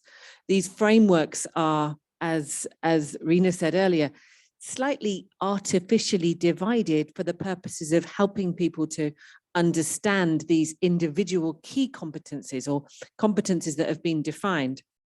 And I think for that, it is something that perhaps is a way of helping us to say, well, we can see them individually. We now need to move on and work on it together.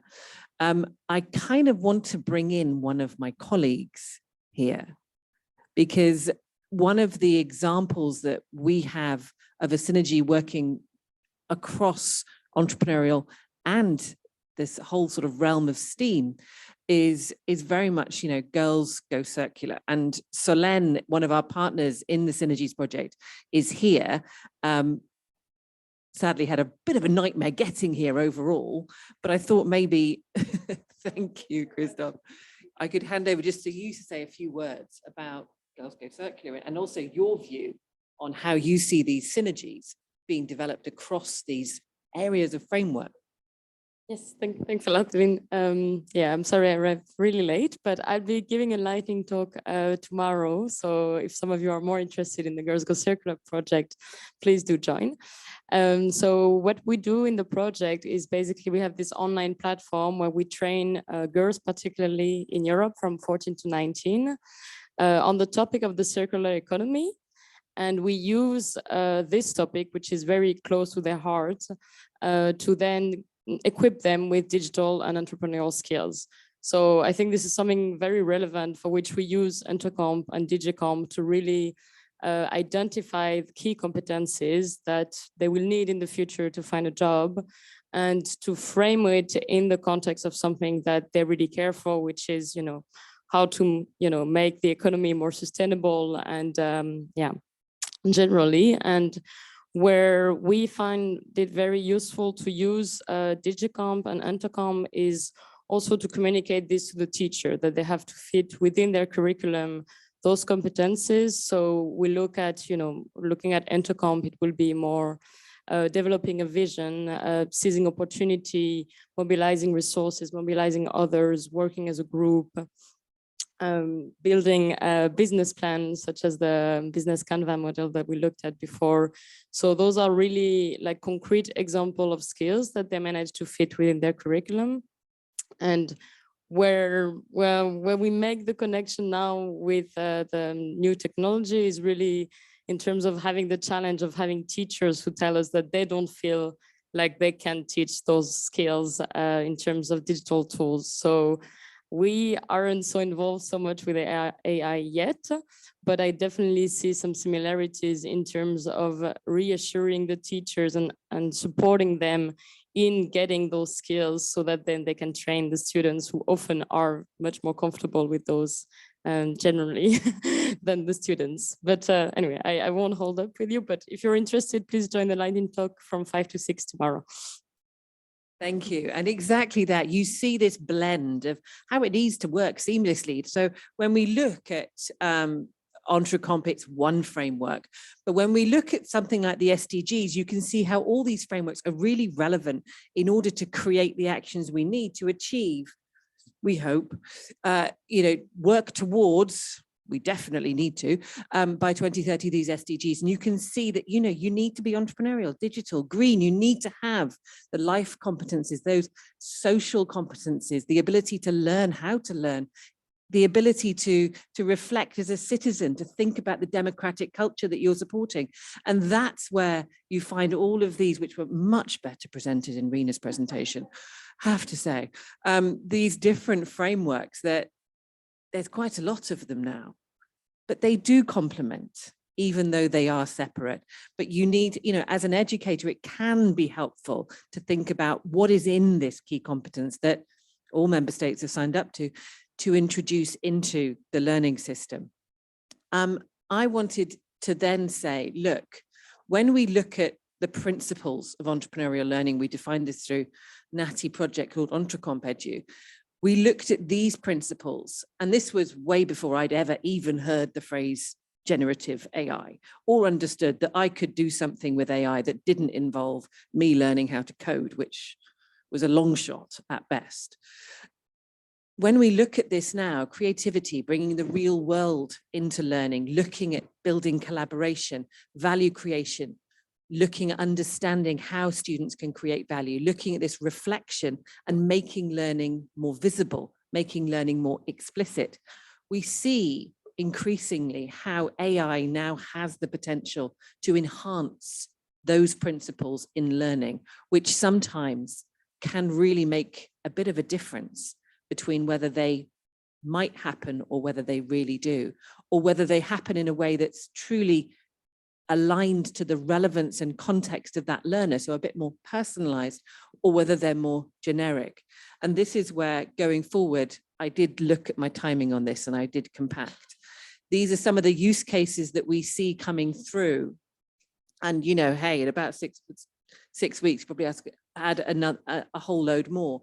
But when you look at this, the concept that learning coaches can support reflective learning, that question process is really coming through. Virtual incubators, spaces where AI can actually power that peer collaboration and support it, direct you. Mentoring is something that you can have an AI mentor, and that is something that again can really support you to reflect and learn in different contexts. Experiential learning simulations, again, as a team, an AI tool can take you through that in a way that hasn't been possible up to now, but there've been online simulations, certainly. Skills mapping, learning buddies, sustainability checking, looking at the ethical awareness that you have around your actions, your learning experiences.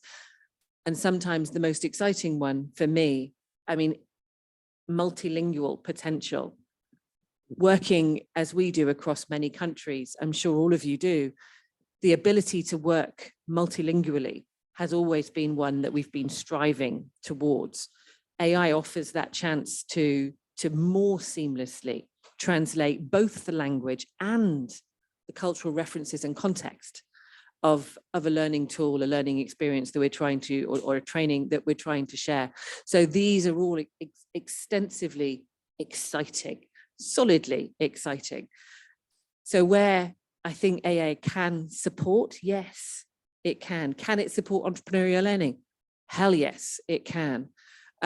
Is there a way to go to overcome some of the scary bits that we know are there? Definitely. But we work towards that. And I'm hearing today about Skill Lab. I'm really excited about going away and finding out more about that and other tools like this, because it's just mind-blowingly fast how everything is changing. But the potential is there. It is a reality that students of all types are using AI to achieve, deliver learning that maybe didn't deliver the same level of learning as it did before. We've got to tackle that. Education has to recognize that, and it's not something that can go away, and we cannot go back to controlled environments so that learners prove their learning by writing something down in a closed room with no technology available, because that's not representative of real life. So we've got to change, we've got to adapt. We need to see where we go. And that's it. Thank you very much. Thanks everybody. Thank you. I want to say thank you our speakers and of course the participants that will be really engaged in this event. Please, if you can sign the register of the workshop. One copy is here, one copy is there. Thank you very much. If you have a question, I am scared that we are, yes, we are not in time. If you have a question, we can answer, of course. And we remain here. Yes, of course, tomorrow, and yes, of course. No, we can go? No, do you have a question? One last thing from my side. Yes, we can do the last one. Why not? Go. Okay, just a second. Yes, while we ferry over the microphone, just 1 minute. When we end the session, we would like to do a group photo with the people here in presence. So if you want to be in that and stay around, that would be much appreciated. Our photographer will be on in a minute. We also do karaoke dance with unskilled people. And most of the people came in and they said, I want a job, but I'm not aware what kind of job. Anything is okay. Is your program also adaptable for such people?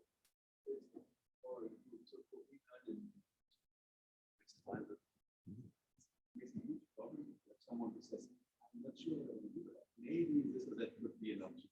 You have somebody who says no idea. What we're trying to do is inspire a little bit of people.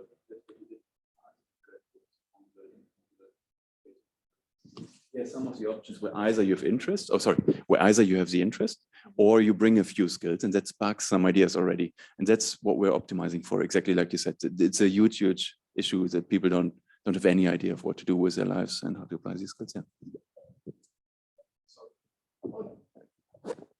Since we have this opportunity, just to have an idea, this kind of interviewing process, how long does it last? I mean, it probably depends, of course, but we're talking about a 5-10 minutes interview or like an hour interaction with the system, something. Very good question.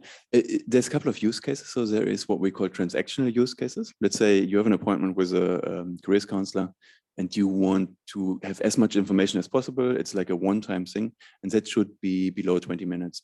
But then there is use cases where this is applied almost as a lifelong learning concept, right?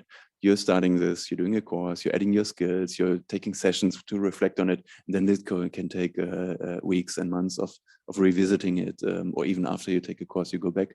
It very much depends, but the minimum intake should be below half an hour. Yeah. Because if my understanding is correct from what you said, you are not inventing, I mean, you're using the taxonomies, the words of ONED or ESCO and so on. So you're not inventing new skills definition. You're using those skills, but what you're doing is asking questions. It's right. And what we allow to do also is to customize these taxonomies.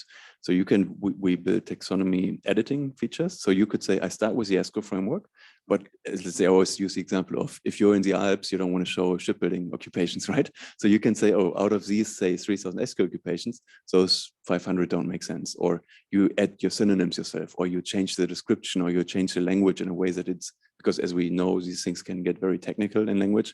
So you can say, oh, let me change the description so that my users understand it as well. So you can use it as a base, keep it as it is, or do adjustments as you see fit for the people that you serve. And the system keeps track of these connections, relations between an original term and the evolution of the term. Yeah, exactly. Yeah.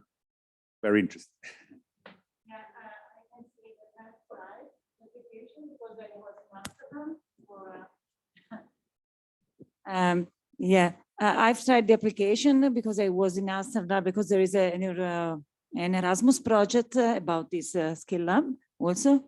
And it's very, very interesting. And as he said, it works a lot with the people, immigrants, for example, because we don't know what they did before, what kind of certificates they have.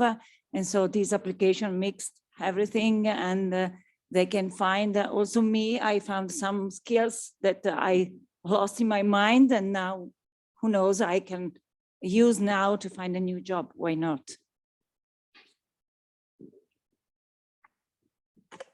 Thank you. Other question? No? Yes, yes.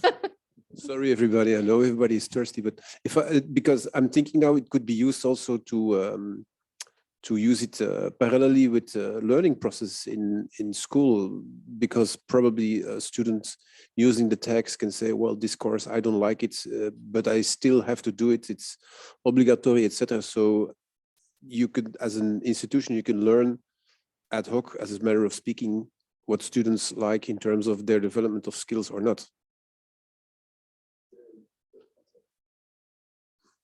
We can also speak offline later without going too much into detail, but generally we're very sensitive to how old someone is. So adult education is a case for past skills, right? You can say, what did you bring? If you speak, for example, to a high school graduate, you need to weight this much more for interests. As it's much more about aspirations. What do you want to learn, rather than what's the smallest gap, like transition projects to the green economy. Does it also capture emotions, like being, how to say, having to follow this course? Well, I don't like it because it's too much of mathematics or something like that, you know, like a classical one. Yeah, no, it's not a psychometric test in that sense, and it's always constrained by the framework. So we had this attitudes, for example. So we ask task-based attitudes. So do you did you show empathy when you do something or something like, and then you can derive a lot from this. And we also do work with interest tests, the Holland test variations of it, also visualize it nicely so that people see what they're interested in also on the labor market. Then you can blend these things, but it's not a psychometric test in that sense, to be very clear. Yeah.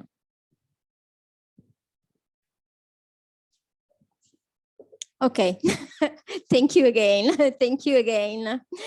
See you in the next day for the other workshop. Thank you. Thank you.